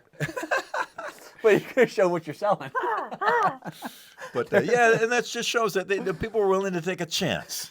Yeah. And not go with the usual. And some of the people in the ad department is a guy, hey, we got a guy shipping in boxes. Oh, I'll make up an ad for you. Okay. And they bring him in, and that's how. And now the guy is some producer in Hollywood. Right. You never know how many parrot lovers were reading this magazine. Finally, this ad speaks to me. And as parrot lovers go, few of them use anything other than Randolph. So that's for sure. There you go. Got a little PRS love. Yeah. And little Ovation string stuff. Really, they took advantage of every inch, it seems. Here we go. The 1986 Readers Result Poll. Ballots from around the world were tallied for Guitar Player's 17th Annual Readers Poll. There's all the categories. You are listed here alongside of STEVE VAI as well. There you are for rock bass. Yeah. There is Billy Sheehan's flamboyant fretboard wizardry with the David Lee Roth Band made him a shoo-in for rock bass. Trailing behind were Chris Squire, your friend, and Iron Maiden founder Steve Harris. Yeah, when this magazine came out, I didn't know, I wasn't sure I was going to be in the cover or not. And I played Buffalo that night. And in Buffalo, we got, I'm in the hotel during the day, and the mayor of Buffalo declared it Billy Sheehan Day. And then the county executive for Erie County, not to be outdone, named it Billy Sheehan Day for all of Erie County. So I got both these things. I'm thinking, this is amazing, you know. And so this slides under my door. One of the crew guys slid it under my door. I hadn't seen it, and they go, "Oh my God!" And I didn't know I won the pole. Oh, And I'm on the cover, and I won that, and it's Billy Sheehan Day in Buffalo, and it was a beautiful. that's it was a incredible, moment. dude. Wow. And Steve, I dropped a little comment there for you too, Yeah, right? how wonderful. I've been amazed by Billy's technical prowess for a long time. He's really good, and he plays like a guitar player. He's a very mature musician. Wonderful. That is so cool. And then you got Steve over here, got Best Rock Guitar for that year too. How great. Which is super cool. And Andy Summers, 𝙃𝙀𝙀𝙄𝙉 𝙃𝙁 which helps for Crossroads. 𝙃𝙀𝙀𝙀 Pastorius for jazz bass. I met 𝙃𝙀 when I first went to LA, summer of '85. I got a photo of Tim Bogert, Jeff Berlin, 𝙃𝙀, and myself together. The Diving Duck Productions did a guitar show right on Hollywood Boulevard, or off Hollywood Boulevard on Vine Street, I think. And everybody, I think I jammed with 𝙃𝙀 on the stage at one point, but I'm not sure. I don't recall. Wow. But that was a pretty great moment. And then 𝙃𝙀 was at MI, and somebody had like a handheld video of him talking, and somebody yells out, "What do you think of Billy Sheehan?" And 𝙃𝙀 goes, "Hey, he's really good." I don't know. God love you, 𝙃𝙀. And I love 𝙃𝙀 so much. That is so great. Oh, 𝙃𝙀 and Stanley, the 𝙃𝙀 and Stanley years, 𝙃𝙀 Pastorius and Stanley Clark. Those are the two leading forces. I love them both so much. But 𝙃𝙀 was just what a sweet, wonderful guy. So, it's just so terrible that we lost him when we did, in the way we did too. Wow. Sweet. It's true, but you know, again, you're amongst all those names too. So Al Di Meola's here on the list. Steve Lukather, best studio player. Yeah, I mean, Steve. like Eric Johnson, best new talent, Austin, Texas. Brilliant. You know, he'd go on with you guys G3 and stuff like that. It's just yeah. wow. Of all the new guys that came out during his wave of new guitar players, Eric was my favorite. Really? He had a thing to his tone and those pentatonic scales. Yes. Plus, he sang really good, which is always a good thing for a musician. If you can sing at all, it will reflect in your playing. If you sing good, you're good as well. Not always a tried and true comparison, but yeah, I've always loved his playing. What a great musician. Wow, so cool to see this. And then more digital effects. It's time from Yamaha. Your company's Is that in the here. SPX90? Yeah. There it is. That's the one you have, right? That was the one. Is it good? I remember You just like it? scrolling through the effects and playing. Oh, that's cool. Yeah, that's pretty cool too. You know, could you pick one? Actually, it was just too many things to pick from. And that's one of the problems with digital. Could I model a cabinet? Yeah, we've got 680 different cabinets, each How with much a time you different got? microphone, each with a different speaker, each with a different angle of microphone, and you know. So I think for a lot of younger players or beginner players, it's overwhelming. Could be, right? Well, but at least that price wasn't. At least they say it is. Without the expensive side effects, $745. Wow. Yeah. You see these on Reverb for going? They're kind of it's one of the few digital things that people look at. Really? Yeah, not bad. I mean, they're not expensive, but they're Well, you would think that, like, you know, that compared to what you have now with Axe effects and the quad cortex and how far digital's come, how real it sounds with Kemper, this stuff would be almost primitive by today's standards for sure, but it still holds its value. You know what else holds its value? The ADA preamps. Those MP1s that were used with, you know, Porno Graffiti and the White Line Did they have a album. puch button thing? They did, yes, I think in blue. Paul Gilbert used Yes, those. he did. Yeah. Yes, Paul Gilbert used them, yeah. And they sounded pretty good. Later on, I'm not sure what he graduated to or referred back to, but yeah, I remember that. And I had one to play with once, and I had a hard time because when you push on the thing, sometimes it didn't go to that. You had to push a little harder on this one and a little softer on that one. So it had its bugs, but it was pretty great unit. Really? You know they still hold their value. It's about $700 to $800 for those things. Wow. Still. Cool. You know, so. Yeah, there's exceptions to that. Earlier I said, you know, a lot of digital stuff isn't going to hold, but there certainly are exceptions. I think that's because it has a cult following. Knowing how many albums it was used on, like Michael Wagner used it on everything, and Scotty bought the one he had and, you know, had with Vito Bratta, with, you know, Betancourt, and with him for the Skid Row album. He bought it off, and I'm like, I want that one. You know, I want to hear what that sounds like. That's so great, though. Here we go, Gallery of the Greats. Now we're just going to look at the Hall of Fame for all these players, I guess, eventually right? I won the thing if you win 5 times, you go in the gallery of the greats. And so they were kind enough to put me in there. It was pretty wonderful. That's pretty awesome. I see Eddie Very Van Halen's thankful. there, Geddy Lee, Steve Howe, Jimi Hendrix, 𝙃𝙀𝙀𝙀, Eric Clapton. So many big names, huh? I was a huge Wes Montgomery fan early on. It's Really? bumping. Just a great player. His brother's quite a great bass player as well. Monk Montgomery, pretty great. Wow. And then you'll be in this just a couple years later, right? You said you'll be in the Hall of Fame on this too. Yeah, 5 times in a row. I think I run it 4 in a row, skipped a year, and then 1 on the next one. And then there he is. Oh, look at that! Photo by, does it say? Neil Zlozower. There he is. Oh, look at those shoes. Where'd you get those shoes? Oh, L.A. at the time was a cornucopia of amazing things to wear. I think they're still in the. I kept an archive of all my old stuff, and I got most everything. There's going to be a big sale for the fans coming up pretty soon, and cheap prices too. I don't want to, but I got all this memorabilia. What am I going to do with it? So the fans of Roth and Mr. Big and Talas and all that, I'm gonna sell it all or donate it all or something. So I think those shoes might very well be in a plastic garbage bag. Oh my in gosh! my storage room now. If you need any help setting up the auction or marketing or maybe doing some pieces just too exclusively to Masters of Shred, and we can offer them for sale for you, we would love to be a part of that. Cool. We love that stuff. It's so Cool. nostalgic. So cool. Cool. Or to some charity or something yes, as something well. like that. Yes, very cool. And this is a big year for you. Clearly, you're now Oh, man. touring in arenas with probably one of the craziest stage shows anyone had ever seen. Oh, it was a riot. Right? Eat him a smile. Yeah. You got all sorts of crazy shit flying in and around. Whether it's you got surfboards, all wackiness, cool stuff though. Talk about stage shows though. You got your money's worth back then, didn't you? Well, David Lee Roth, he's a grandmaster. He really is. Working with him was like getting a PhD in showbiz. He really knows the depth of it, and he knows he was the greatest rock frontman ever, in my humble opinion, and gave me my break. Yeah. And I'm here where I am today, not large in part to what he did for me. So I can never do anything but praise him from what I've learned from him, and quite an amazing time. He's quite a phenomenon of nature. So we hear, right? Yeah. Yeah, that's got to be pretty incredible. And to know that you guys were his pick, you and STEVE VAI, that's a huge moment because I mean, let's be real, he's leaving Van Halen, arguably one of the most groundbreaking guitarists of that time, and he's got to find guys to fill those shoes and come out with a bang. Yep. And you're in there with STEVE VAI. Yeah, it was pretty cool. Could be 2 bigger guys at that point. Initially, we were going to use Steve Stevens. Really? Yeah, Dave called me, and I was first in. And I guess Steve knew that he had a great thing with Billy Idol, and Steve Stevens is just an incredible guitarist. I've heard some of his things that he does outside of Billy Idol. Just great. And Billy Idol too, stuff is was iconic. really good too. Yeah. Great. He's just a wonderful guy too. Matter of fact, I almost started a band with him after I left David Lee Roth before I started Mr. Big. Really? So when Steve wasn't going to do it, I told Dave, hey, I know another Steve.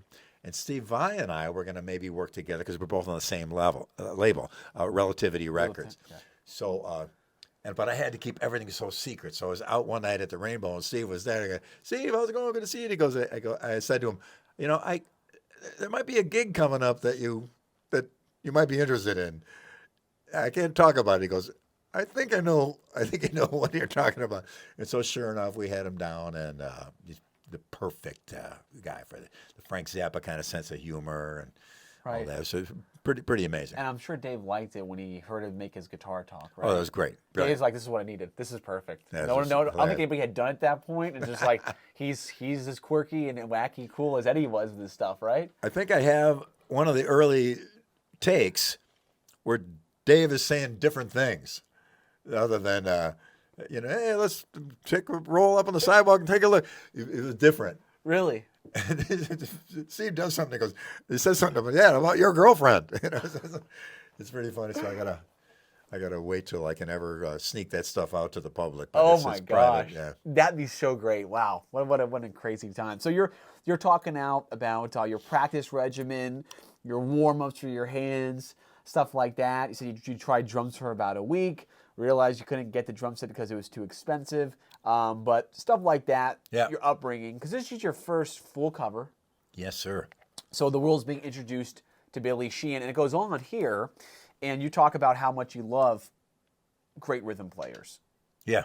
Okay, that is important. That's what we actually put a little bit of on there. So it was so great for you to work with Steve. And then you guys talk about how you guys used to solo together, where instead of taking your own solo spot, you guys would exchange it and kind of duel each other like wrestling you refer to it as. And that was Dave's idea. Really? We started out, bang, and I do my solo. Hey, we do a few more songs. Steve would do his solo. And Dave, we have 2 or 3 shows. Dave goes, hey, it's not working for me. He goes, here's what we're going to do. We'll have Steve, you go out and start doing your solo. Billy, you come from behind and stop him, push him aside, and you do your thing. And then Steve comes back and pushes you, and then you push each other, and then you chase each other back and forth. And then, brilliant. Worked perfectly.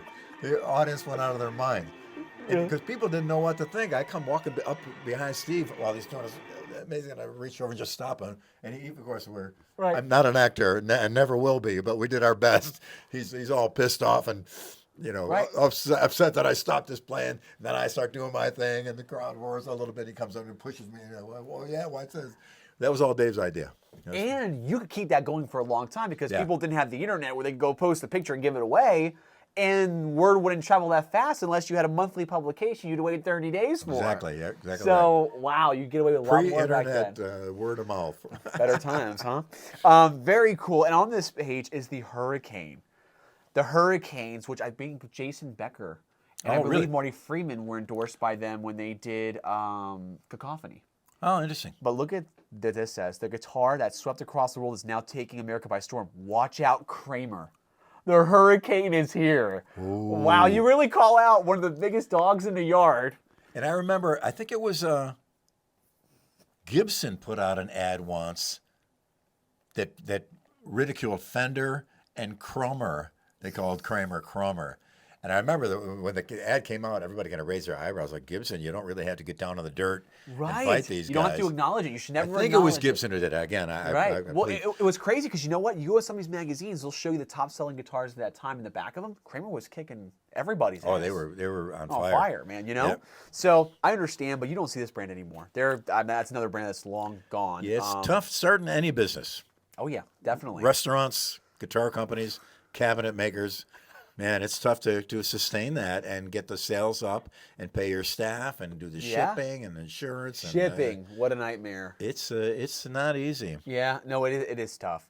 You got some Ampeg love over here, and your interview goes on too, and we're talking about that and the basses you were using, which we talked a little bit about earlier on, and of course the D-tuner. You called the bass extender keys discussed here, which that's where I first read it and went, oh my gosh, for real. Back then, I had no idea. You talk about the songs you used it for, Ladies Night in Buffalo, Going Crazy in Yankee Rose. Yeah, that was Ladies Night in Buffalo was detuned, yeah. Yeah, wow, that's so cool to see that. So again, you're getting your rub at this time, getting the praise. They were so kind to me. They really were wonderful. There we are on the stage setup. Pretty wild. Look at that stage setup, man. That is so wild, huh? Well, we did our first rehearsals on that stage. Me and Steve were looking at it. Steve, hey Steve, he's so far away. So we'd run across the front of the stage, and I was, I don't know, I was in my 30. I was young. Okay. But we would be dripping in sweat. We were running back and forth up in the thing, up the stairs, across everything. It was cardio workout. It was a riot. Extreme cardio workout, and he was using those performance guitars too. Back in that tour, right? He wasn't with Ibanez yet, and Performance made him a bunch because I think he had a lot of his guitars were stolen. I think so he had to come out with new ones. I think they got him back. Oh, they got him back. I believe they got him back. But he needed some for that tour. That's what I read at least. And then Performance came by and just said, okay, we're going to build these for you, take them on the road. Yeah. We were rehearsing in Perkins Palace, and the gear was in there overnight, and somebody broke in. And I remember because one of the crew guys was staying in my apartment, and about 3 o'clock in the morning, I heard this, what's going on? He got a phone call or something, and they all drove out to see what was still there. And fortunately, a lot of the stuff, I think they got it back somehow. Oh, wow. Good to hear that. The TransTrem, a little bit of love for that. Great. Those are worth so much money today. I had a Steinberger 6-string TransTrem and the TransTrem bass. You had? Had. So you got rid of those. How stupid. Okay, I got rid of those. A huge mistake. And they worked great. The only problem is that the nut was about like that wide. like a little mandolin almost. Yeah. So, and I'm used to the telly neck and space between the strings here, so I can finger Right. pluck. So it was really tough for me to play, and I you know, I'll never actually be conversant with this instrument as much as I love it. And Ned Steinberger, what a genius! Just a great. I have one of his uprights now. Yeah. Fantastic, just great. But yeah, that was the problem. And I think he told me that the reason was they'd let Stanley Clarke play one of the prototypes, and he suggested that smaller nut size. And also, that was my problem with Alembic, is there wasn't as much flair from the nut to the body. And I had an Alembic too. And that turned out because of Stanley's advice, they made it like that also. So, Stanley, I love you. But there's two basses I can't play because of it. Wow. No. Yeah, they're coming back in a big way. There's a company called Headless USA that's now going to release a new. They're with, I think, the Ned Steinberger estate. They're doing the new TransTrem, more affordable TransTrem. Great. Going to release that in the market. And they make all sorts of accessories for the Steinberger. A lot of passion behind it, you know? Oh, that's one. Yeah, they Get were off the great ground. instruments. Really great. Oh, yeah, PV. Here we go. Who is that? That's just a guy that's supposed to be random. like the, what is it called? 𝙀𝙀 music video for Take Me On? Yeah. There we go. This is kind of the idea behind this. That's probably what they got. Right? And the impact. Those PVs were made in America back in the day, and to this day, they're not worth anything. I mean, they're worth something, but they're so cheap compared to guitars today that you can get a USA guitar. Like, I got a PV Vandenberg, his signature model, made in the USA for $500. I mean, and some of these other ones I see all day on, like, the marketplace, $200-300. I've seen some of the PV basses, which are beefy, which I Yeah. generally like. I haven't had a chance to play them too much, but they make quality stuff. And I still have my PV Decade practice amp Really? from, early 70s. Really? Yeah.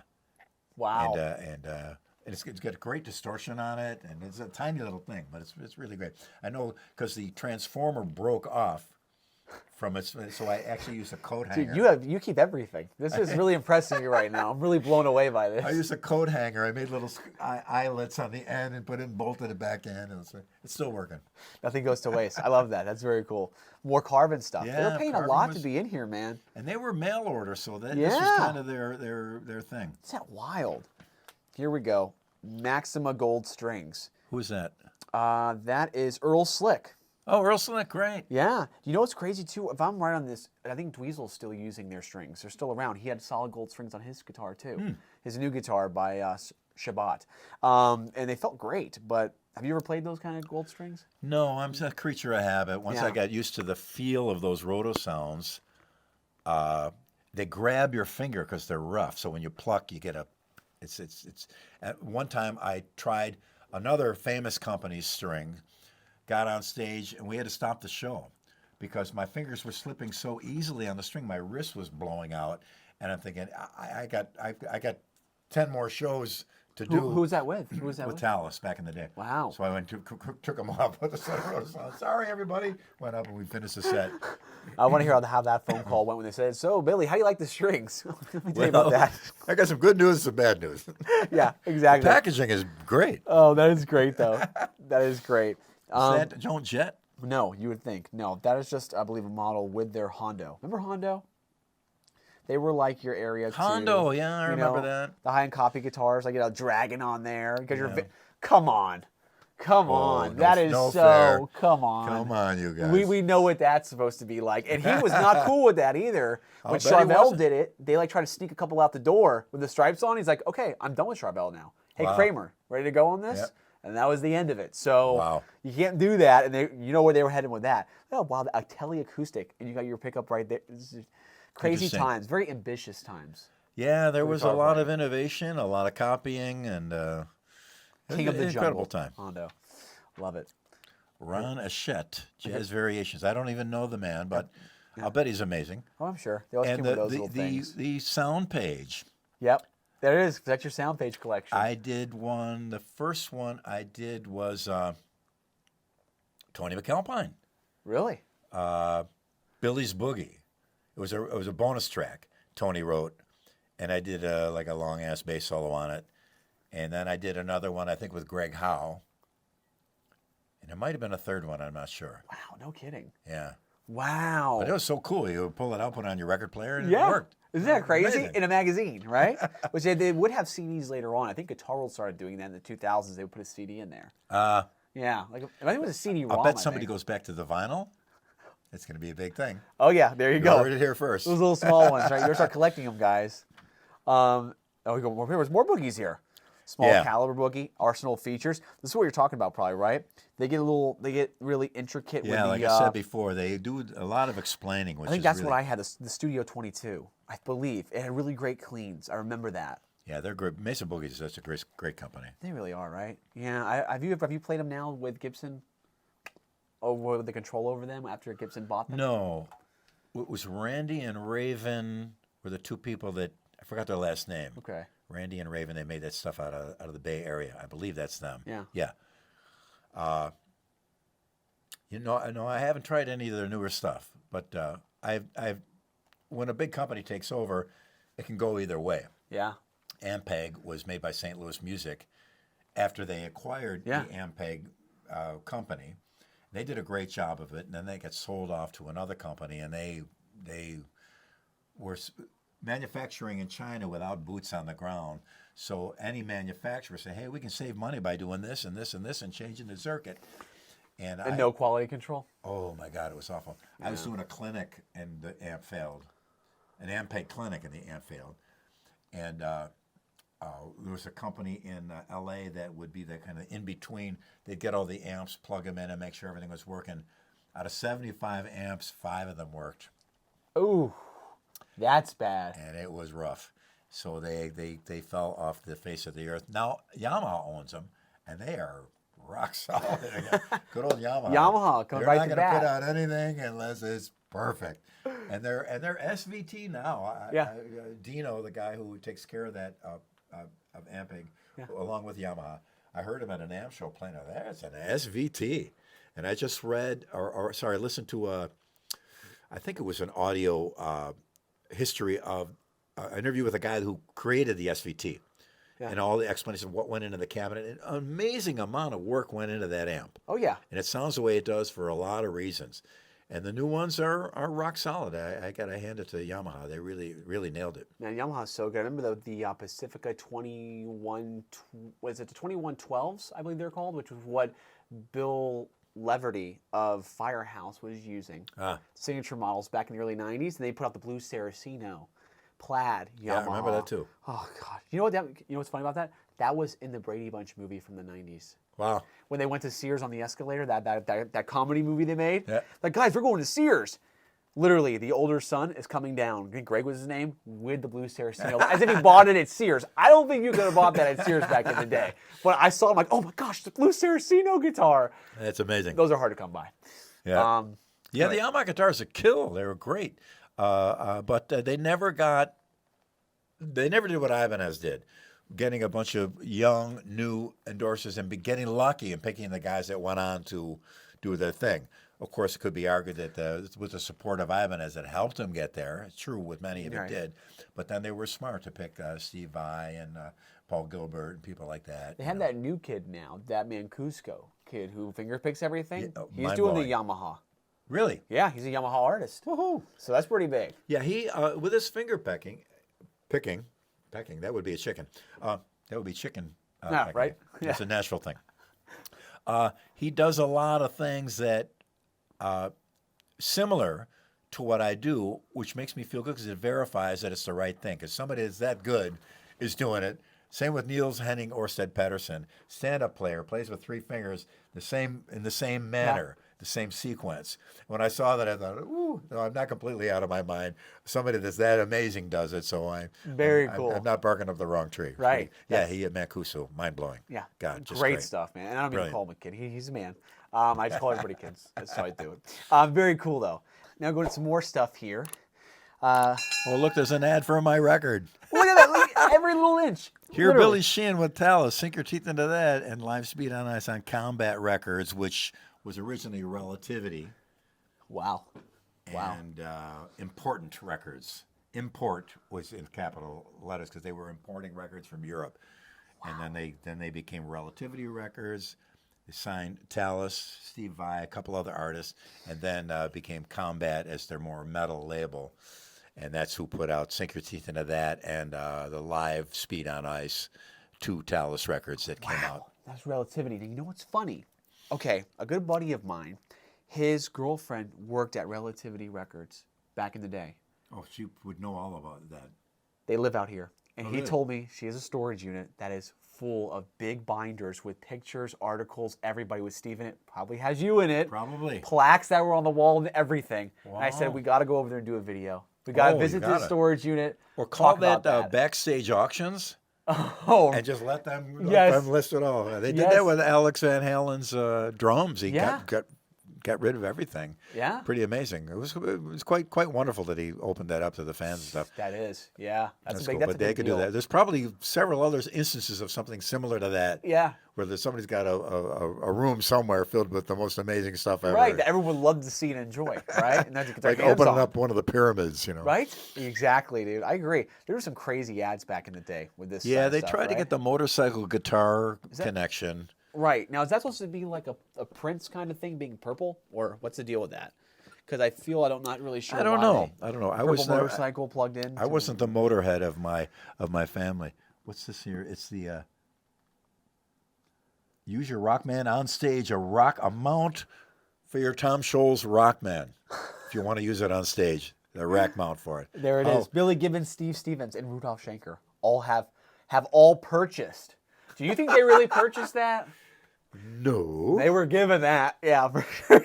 Yeah. That's hilarious. No, they spent their own money on it, guys. And the Rockman was, when it came out, blew people's minds. Oh, yeah. They also had the Power Soak. Yes. And that was a Tom big Scholl game started changer. that. He's a mad scientist You of could shred. turn down the output of your Marshall and still get the same tone. that or tube tone. You can push it, right? approximation, Yeah.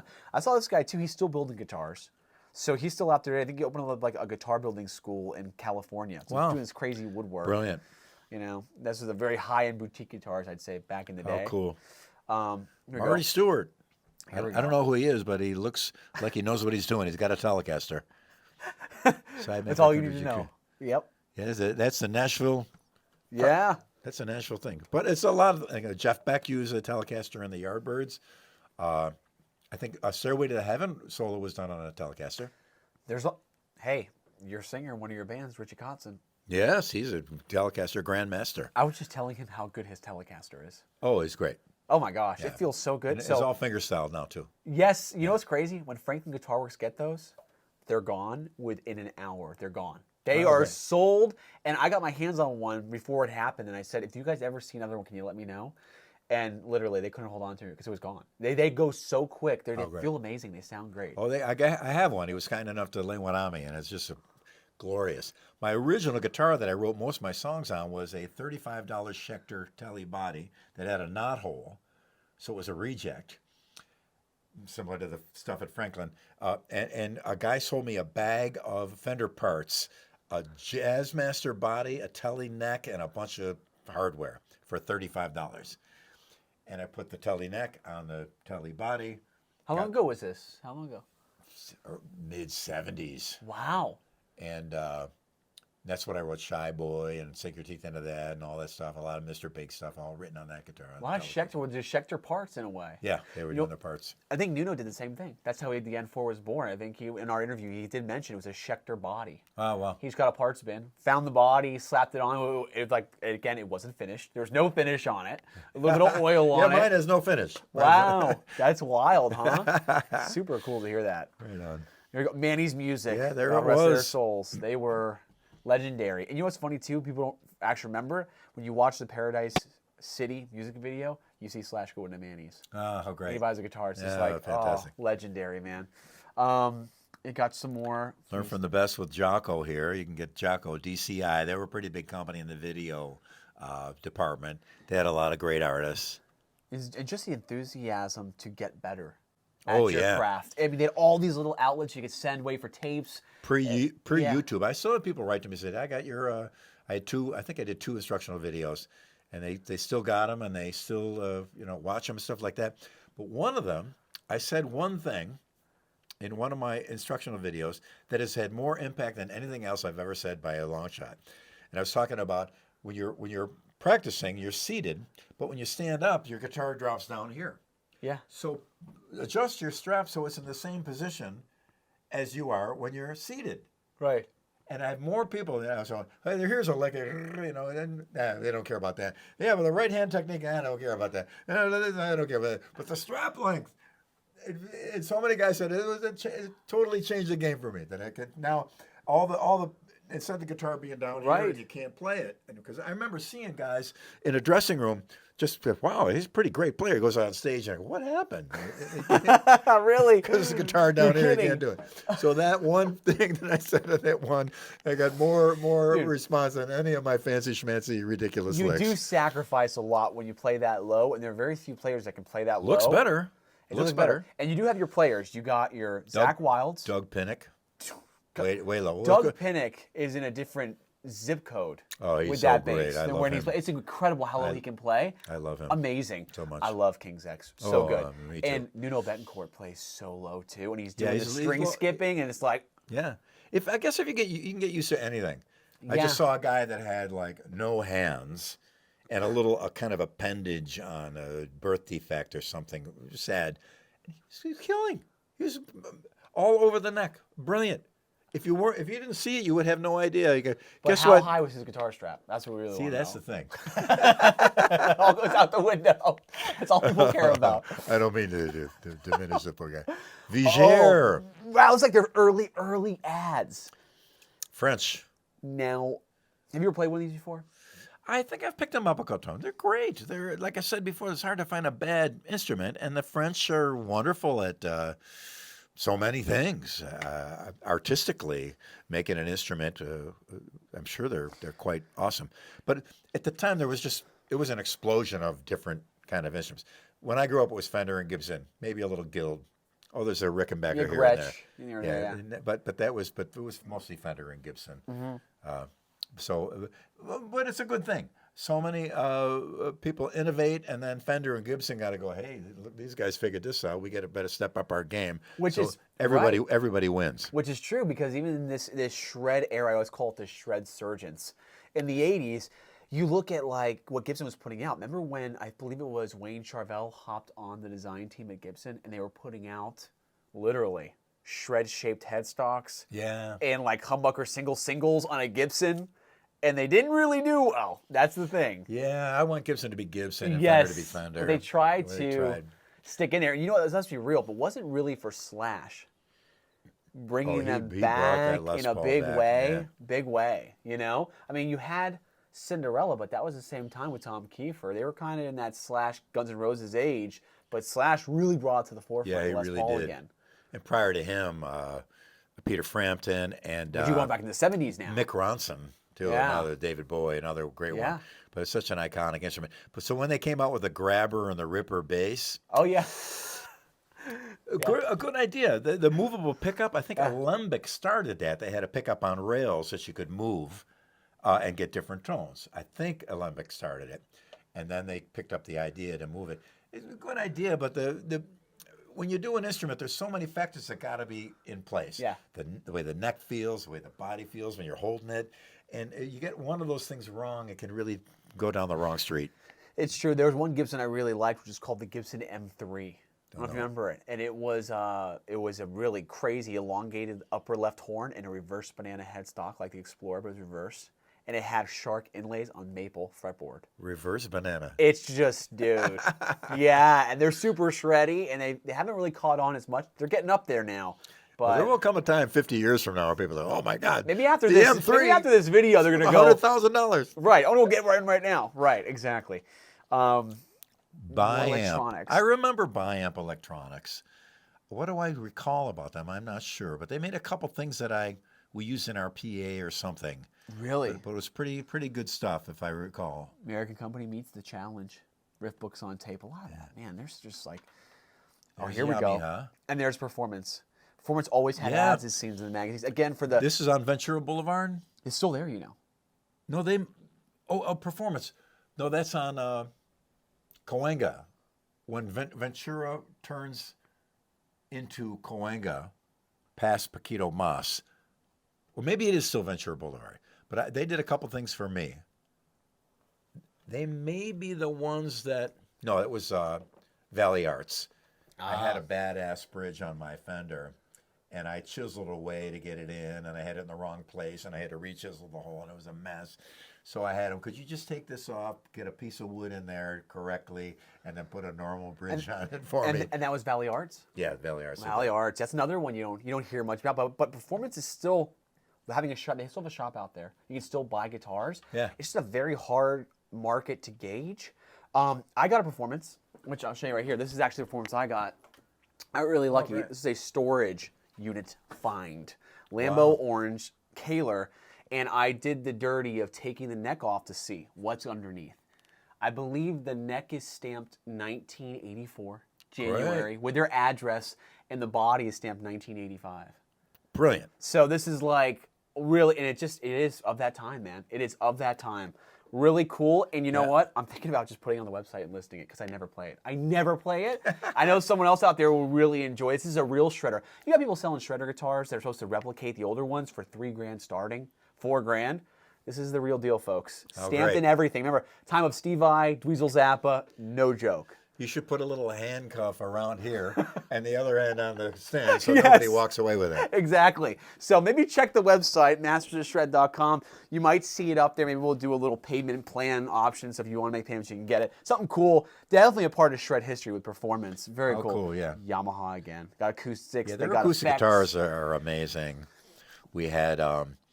They have a great booth at NAMM too, by the way. Did you see their booth last year? Yeah, there's a whole room. They're pretty amazing. Yeah, they're Pianos, everything. We had I had a pilot from United Airlines that I became friends with, and I remember I'm flying to Italy with my wife, and the pilot comes back and, hey, Billy, how you know?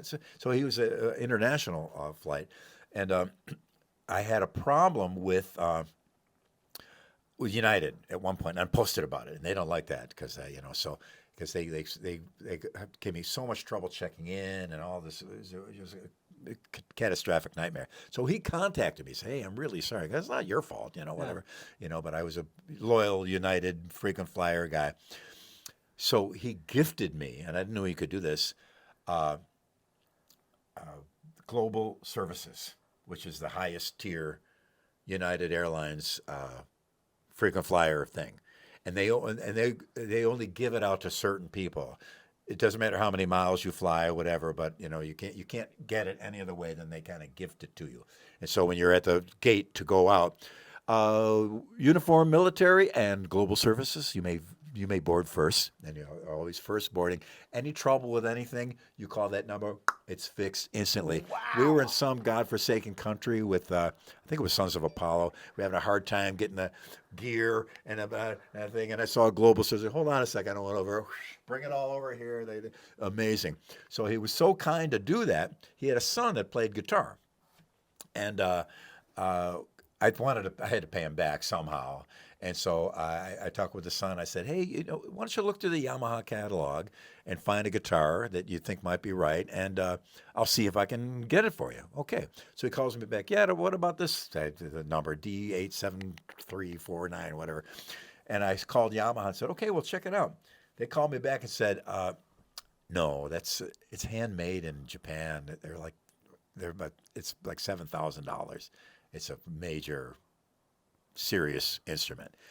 So I said, oh, you got to go back to them now and say, well, just not any guitar but that one. Yeah, so I called the kid back and look at it. They just can't get it, He goes, it's no problem. Find something else. Then Yamaha calls me back and goes, we got one, but it was used. What do you mean it's used? Joe Bonamassa used it. So I called the kid back. You don't mind that Joe Bonamassa using it? Are you kidding me? So I managed to get him the guitar to thank his dad for the amazing experience of global services. Wow. So that's a big plus for United. He's a great player now. He's quite an accomplished musician. We're still in touch here and there, and just a really excellent player. He took to it. That's awesome. Great musician. So that's super cool to hear, man. More Carvin. God, how much money did they put in their ads back in the day? Again, because they were mail order, that's how they did it. Who's this guy? Scott Tunes. Oh, it was Zappa's bass player. Wow. Yeah, Steve kind of got into Carvin. I think Zappa was a bit too a Carvin guy to some degree. Wow, so that would make sense. Yeah. Wow. Tesco Del Rey. Quite a iconic pawn shop kind of a thing, along with Mosrite. Yes. Similar, I think. Yeah. And the Alvarez, St. Louis Music was distributing Alvarez. There it is, St. Louis Music. Yeah, exactly. And I got 2 amazing Alvarez YERI guitars from them. One 6-string that is just a work of art, signed by one of the YERI or Alvarez. I'm not sure how it worked. And then a baritone 6-string acoustic. Really? Which is just play an open E chord on it, and it's like the whole orchestra. Oh my gosh. So amazing. That is great. And okay, get to this. So this is Stinger Electrics, Martin Guitar Company. Wow. Martin took a stab because Shred was so big they made electrics. Wow. Okay, I had a Stinger. I wish I never sold it. I sold it this year. It was a Les Paul. Played better than my Les Pauls. The top was gorgeous, and you know what I had? An Explorer headstock. Wow. So it reminded you of the dude. What's his name? Life is a Fantasy. Aldo Nova. Wow. It was just like his guitar, and it was the cleanest one I've ever seen in my life. I got it at a small flea market guitar show in Orlando. Damn, I wish I kept that. But these were so popular for them. 6,000 square foot facility expansion for Martin just to house their Stinger line. Amazing. Crazy shit, right? How great. Wild to see that. And then you get your little ideas. You were in this one too. I had this issue with Billy Gibbons. Yeah, that was was Soundpage. Yeah, it was a free record private lesson. Yeah. Yeah, I think that might have been the Tony McAlpine. Oh, wow. That's great. I had that one back there too. I got lucky on this. I have all these issues. Oh, here we go. Washburn too. Washburn. Another one that was made pretty well and pretty good deals. You could get on those. They had a tradition. Washburn went back years with their mandolins and instruments, so they had a heritage. Yeah, this was when they were in Chicago too. I think it was a good thing. Yeah. Fender's original P bass. That's the Telly neck. That's the one, right? That's my neck. The ones I have on my bass are 68 Telly necks, and they're known for being a big fat. So all the Yamaha Attitudes were modeled after that neck size. Wow. So it fits. Wow. Pretty cool. That's pretty cool. They're talking about that original precision bass. The audio history. All BBE. They did audio exciters, I remember. Oh yeah. And Dan Erlewine, he was quite a brilliant. I hope he's still around. I apologize for not knowing, but there's little things here about how you crown your frets, and you couldn't find that info anywhere except for right here. You gotta get it here. Pretty That's amazing. so cool. Yeah, people relied on this stuff back in the day, didn't they? This was a really big for a musician. This was a really big deal when you got your copy of this. Oh yeah, it was a big deal. Was it? Oh, I thought it was Carvin. It's Carver. And they were I think one of the first Class D amps. Really? Now almost everything is Class D, and the technology is righteous. Wow. The new Hartke and the new Ampeg, I think the Ampeg is 1,200 watts. Yeah. Yeah. Move it with one hand. That's so. The Hartkes are about 800 watts. They're super lightweight. Yeah, he's got a feather in that hand. That's a Photoshop feather. It looks like. Oh, well, I don't know what that is honestly. Back in the day, you had to all your power amps on the ground and your flown PA up means you had to have cables and tons of cable that weighed a ton. Oh. To hang all that with all that weight was a huge problem. So if we could get the power amps in the cabinets, so we don't have to do the cable, right? We just send the line level up to them, and that was the beginning of that. When the Class D amps started to come around and sounded really good, then they managed to start getting PAs, because a lot of times the PAs weren't always flown; only a small amount was. Yeah. Then as the technology improved, now they're all huge, giant line arrays with the power amps built in because of the Class D. Wow. Carver was one of the first breakthrough Class D companies. Wow. And you got your Morley, too. You got your Morley. They had their Morley. Buzz-Wah. Always had great, with the bell-bottom guy. Yes, the logo, right? Screw Morley guy. So great. Shane I never heard of. Shane Guitars. Never heard of one, them. huh? No. And they're out of Springfield, Virginia, looks like. Well, they gave it a shot. We got an ad guitar player. They got, exactly. They can still stand by this ad decades later. Come on. They have left, but you can still see them in physical form. Delay rhythmically, some MIDI effects. Yeah, again, more information that you just couldn't get anywhere. Right. Skilled Sources and Carvin, the V220. Marty Friedman used those. And they great stuff. Yeah. Again, I wish I had would have bought some of their double necks from back in the day. I should look on Reverb for that. Maybe they might be out there somewhere. More KMD we don't know another about. KMD ad. Yeah, the same there. I gotta check those guys And the out. note for note, I think that ad was repeated too. Yeah, they got a good deal on, I guess, their advertising campaign here. Trace Elliott. Never got into them. No? I'm sure they're a fine amp, but I started out with Fender, a super bassman, went to SVT, did that for many years, and then went to all component rack mount stuff from very early on. BGW power amps, custom made preamps, and pro audio, compression, and crossovers. So I had a rack that was taller than me, and I think our crew nicknamed it Amp the Temple. For a month, the hope was Amp the Temple because this giant thing.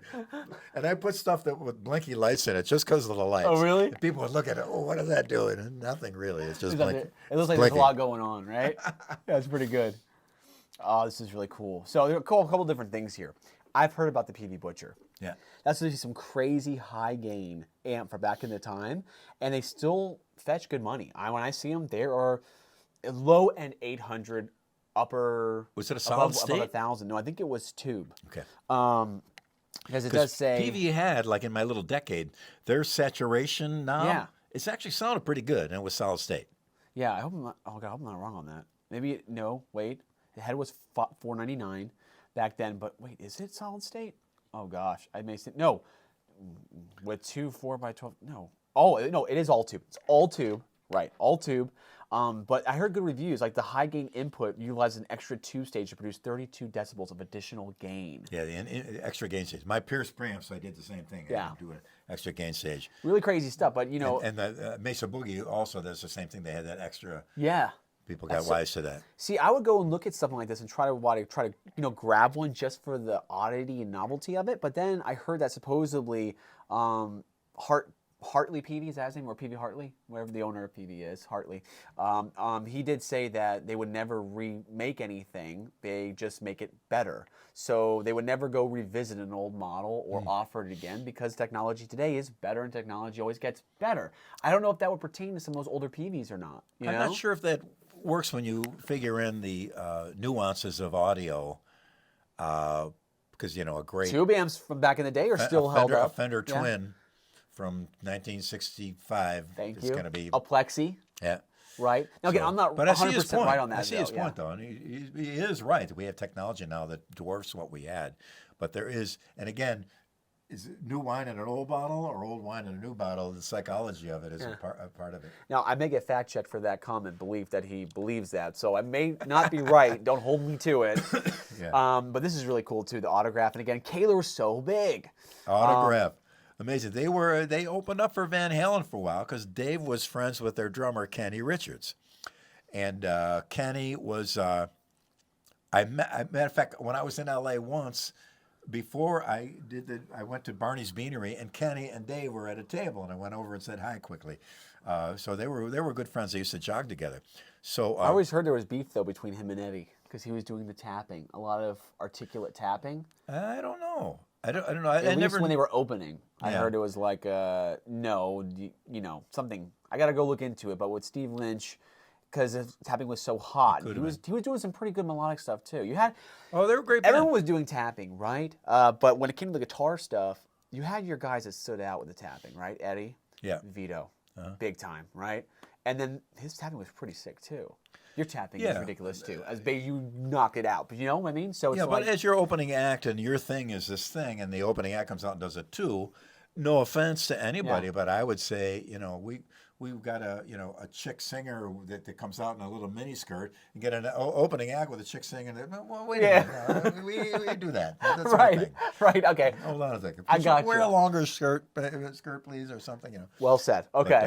I got some amazing stories about Kenny Richards too. Really, hilarious. That's awesome, dude. I always liked their guilds. Guilds were getting wacky back in the day, man. I loved guild stuff. They went for it, dude. Yeah, they were. They had to make Mars signature too. I have a Guild 12-string, curly maple back and sides, and a beautiful spruce top. And I remember reading about them. They were said to be overbuilt because it's big and heavy, but that thing is a work of art. I forgot. I looked it up online too, and they're really worth a lot now. Wow. Really great instrument. Very cool. Very cool. More ads if you guys want to get more. I had that issue actually. Heavy metal greats. So that's cool.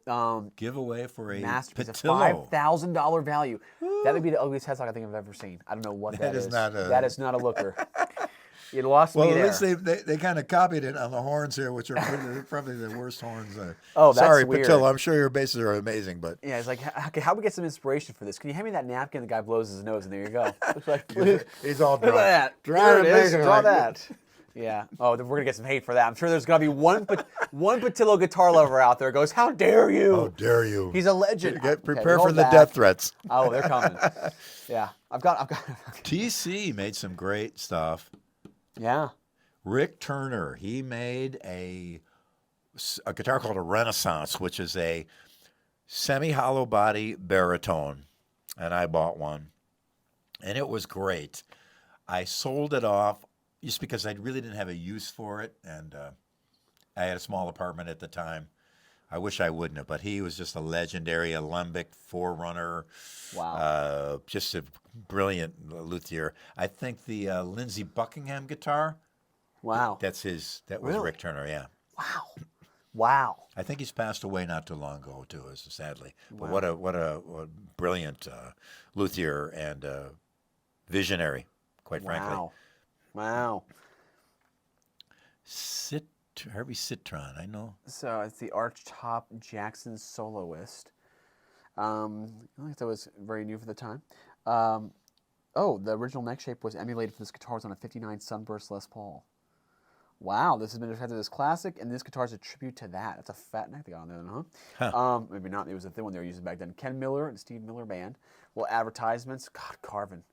At this point, you're kind of losing your mind. You're like, I'm called Carvined out. Who is that guy?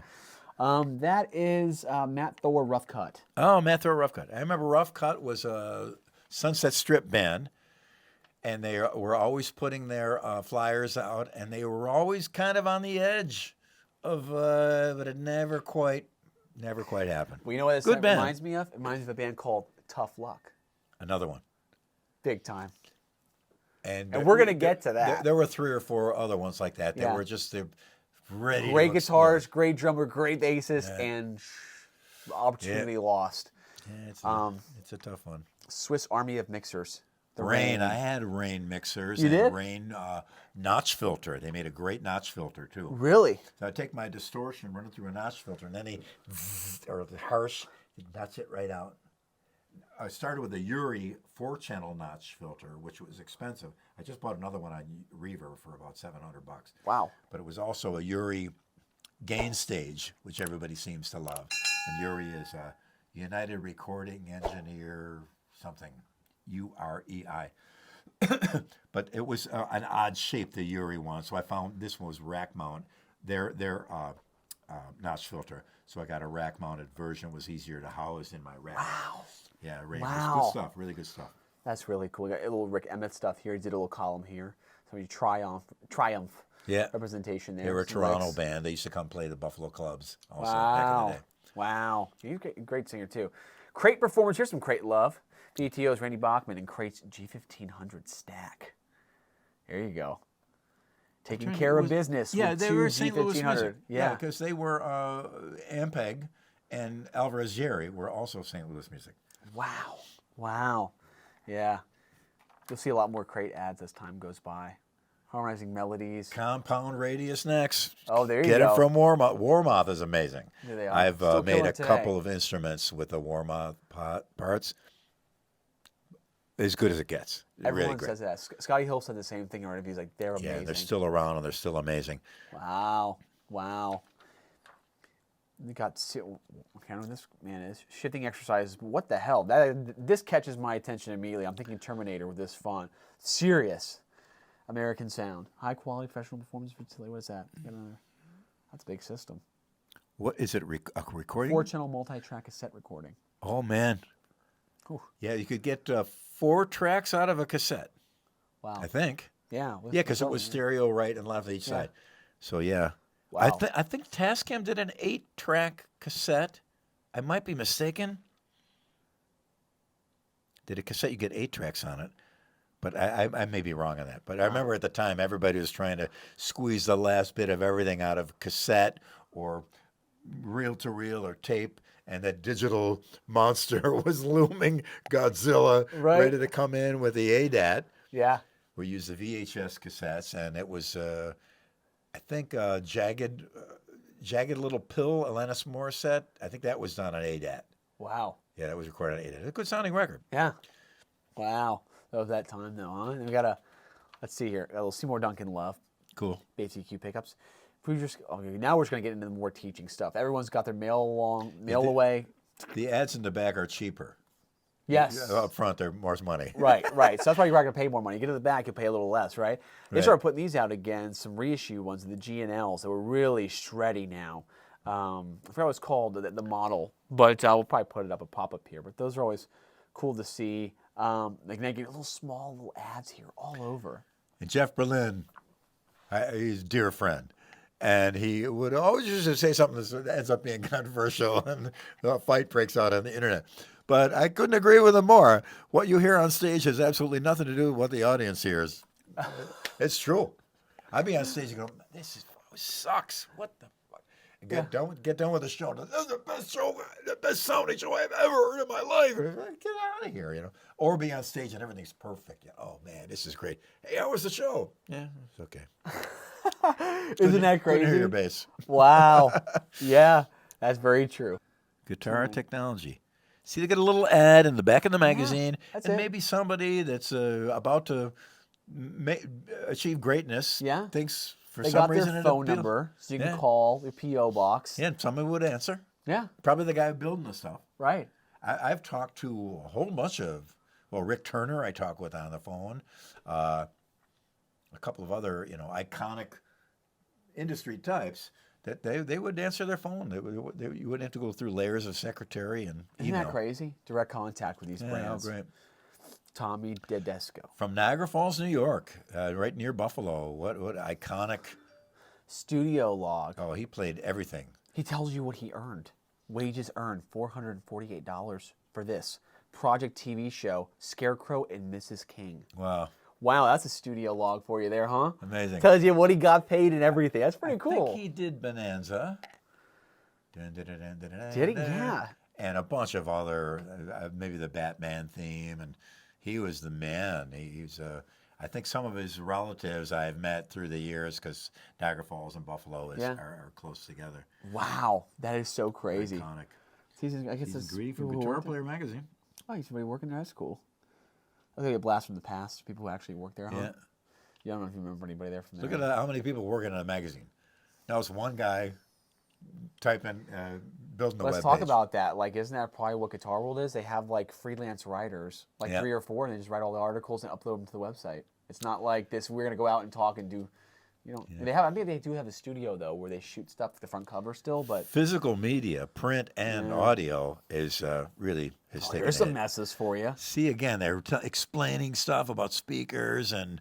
There it is. All this crazy stuff. Cathode chemistry. Look at that. And that was what really. And a lot of the companies whose instruments I endorse, I try to say, well, let's do an ad, but let's explain why. What it is about it, not just some beautiful photo of the thing, why the neck radius is the way it is, why the pickups they are, why this, why the neck to body joint is the way it is, but they usually bypass me because I don't know what I'm talking about. More hot licks. Gosh, you got a lot of ads here, man. Arlen Roth, got some open string stuff, and we're getting to the end here. So, here we go. Let's just hop right in. Mike Varney, Showcase for New Talent. You've been there. Yeah. You probably know who this guy is. Sean Lane. Yeah, Paul Gilbert was a big champion of Sean Lane. He, as Mr. Big was taking off, Paul really got behind Sean and tried to promote him to some degree or help him out because he was a monster, mind-blowing player. I mean, even by today's standards, he did the unbelievable. Really is great. Incredible. Yeah, his dexterity and stretch and everything. This guy, Kinley Wolf, he's I did a something in Texas and got up on stage with him. He's an amazing bass player, but for some reason, I mean, there's a million reasons why somebody doesn't get what they're going for. If you're not in the right band, or your girlfriend gets pregnant and you gotta get a real job. I feel bad, but his reputation was stellar, and it probably still is a great player. But unfortunately, he never got his due. And there's a million guys like that. Right. I don't know who this guy is. James Marino. Another 16 years old though. Wow. 16 years old, and he said he's only playing for 3 years. And Mike Varney was saying how great he is. In Coconut Creek, Florida. Do you know what band he was in? Yeah, Mike mentions my name. Yep, says your name. Reminds me a bit of Billy Sheehan, as well as some hot slap funk licks. He was in Tough Luck. He was what? Tough Luck. Oh, that was him? Yes. Oh, so man, he amazing. went in Tough Luck with the guitar player Dave Scott, who was on fire. And it was Todd Kelly, I believe, on drums. Wow. And they made a whole documentary on it, Tough Luck documentary. And it's so good because, it's not good because it's sad. It really is a sad documentary because they were there. It's tough. They were there. It is a tough. I think the producer or management for Rat came over to them too and said, "We'll take you guys." Now we're all waiting for that sweeter deal, and the deal never came. Yeah. And then the drummer was murdered at his job. It was like horrible, it's tragic events that took place. Yeah, I would love to see extensive documentary on all the bands like that were right to the edge and almost had it. And then I know a couple of inside stories of bands that blew it horribly at the absolute wrong time. They did the wrong thing. And I don't like to spread them around to the public too much, but there's a couple of bands that had it all on a plate and blew it. Any of them you'd ever cared to mention that would not be affected at this point in time because it's been so long? I better not. Okay, no worries. We'll listen to that. That's fine. Okay, but very great column. A couple glasses of wine into a Saturday night. Yeah. I'll do it. You can tell me. We're not gonna put it on this video. Yeah, some really look cool at that. stuff. Wild. There's a double neck for you. Cool. Look at that Look at that wild ass beast. thing. That's frightening looking. And that thing there, is that a cutaway? Yeah. Oh my gosh, I think it is. Oh, so your strings are literally floating in there. They're kind of floating in the air. That's Yeah. kind of. See, again, interesting idea. Maybe there was something to it, but Points for ambition. Also, they do. Some people's ideas are just instantly impractical. I remember there was a NAMM show where a guy kept giving me the bags of these little plugs that you stick into any 1/4-inch jack that you're not using, so you'll plug up the hole. Why? I have no idea. But this was his thing, and he's going to be this is a shot. Who knows? Maybe if Ed Van Halen would have stuck him in his amp, right, the whole world and everybody would have him everywhere now. Right. But I remember all of us looking at it and go, why would you want to put that in the... Right. It doesn't matter that there's a hole there with no cord in it. Yeah. That doesn't affect anything. Oh my gosh. But every year at NAMM, there's somebody that's got the big idea. But sometimes they work. Sometimes. That's a little weird. I can see that being some tuning stability issues there too.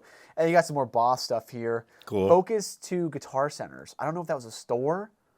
If this was New York's #1 guitar center. Is that the guitar center we know today? I can't tell. I don't think it's. I think they are just guitar centers. Yeah. As opposed to just in general the name. Yeah. I'm not sure if Guitar Center was around at that point. Yeah, I don't know. I have to do. It must have been because there was Guitar Center on Sunset Boulevard when I went to really? L.A. in '85. Wow. So there must have been. But you think you'd see their logo? They don't see any of that logos there. And this is a rack-mounted something. Yeah, we're seeing the boarding spot of so much. Oh yeah, definitely. Go get your shirts here. Get your guitar player shirts. Got to get that. Got on them when you play guitar player. And you're talking about all this good stuff. And let me see where the albums go. Check out a little Dweezil in there. Oh, that's great. Dweezil, Having a Bad Day album, like 𝙃𝘖𝙀𝙄 trilogy in there. Got to check out that. Wow.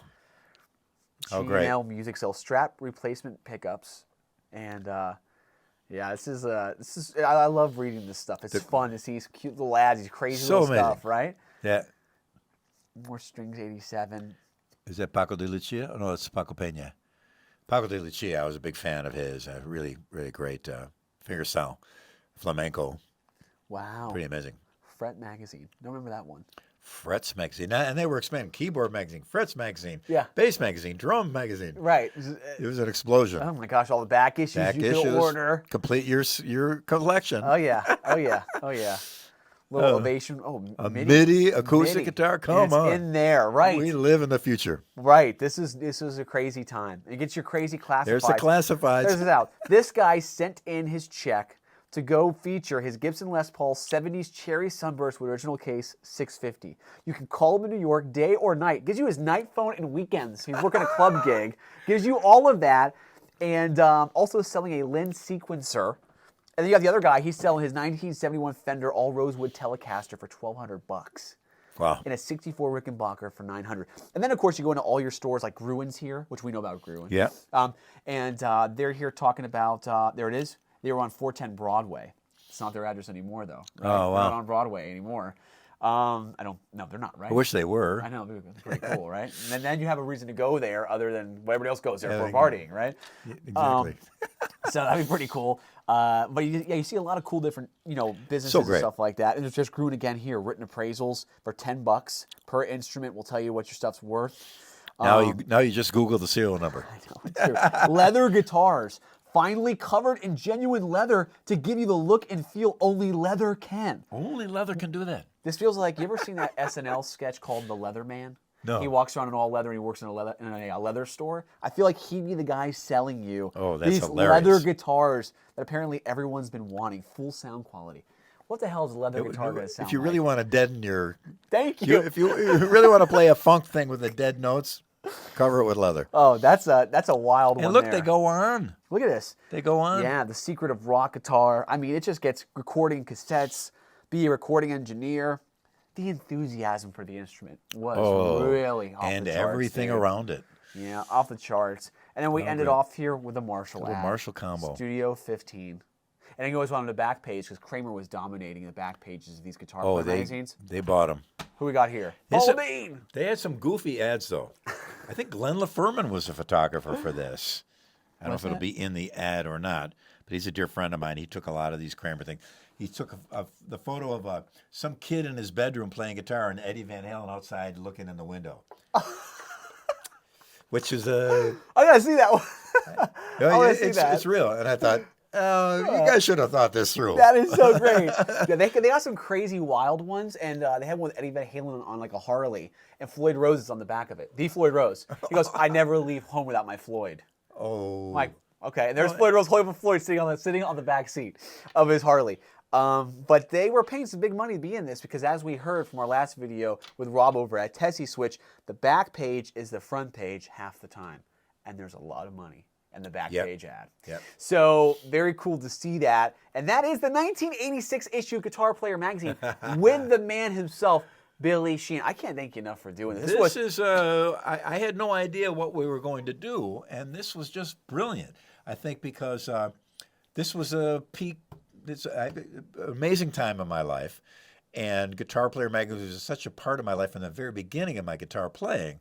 And to see the parallels and the gear, as I'm in a gearhead since I started, and the old ads and all that, great idea. Okay, I'm happy you enjoyed it. And really if great you idea. ever want to do more, I would love. You've been on so many amazing magazines. Guitar for the Practicing Musician. Just promise, if you ever want to do any more, you call me first.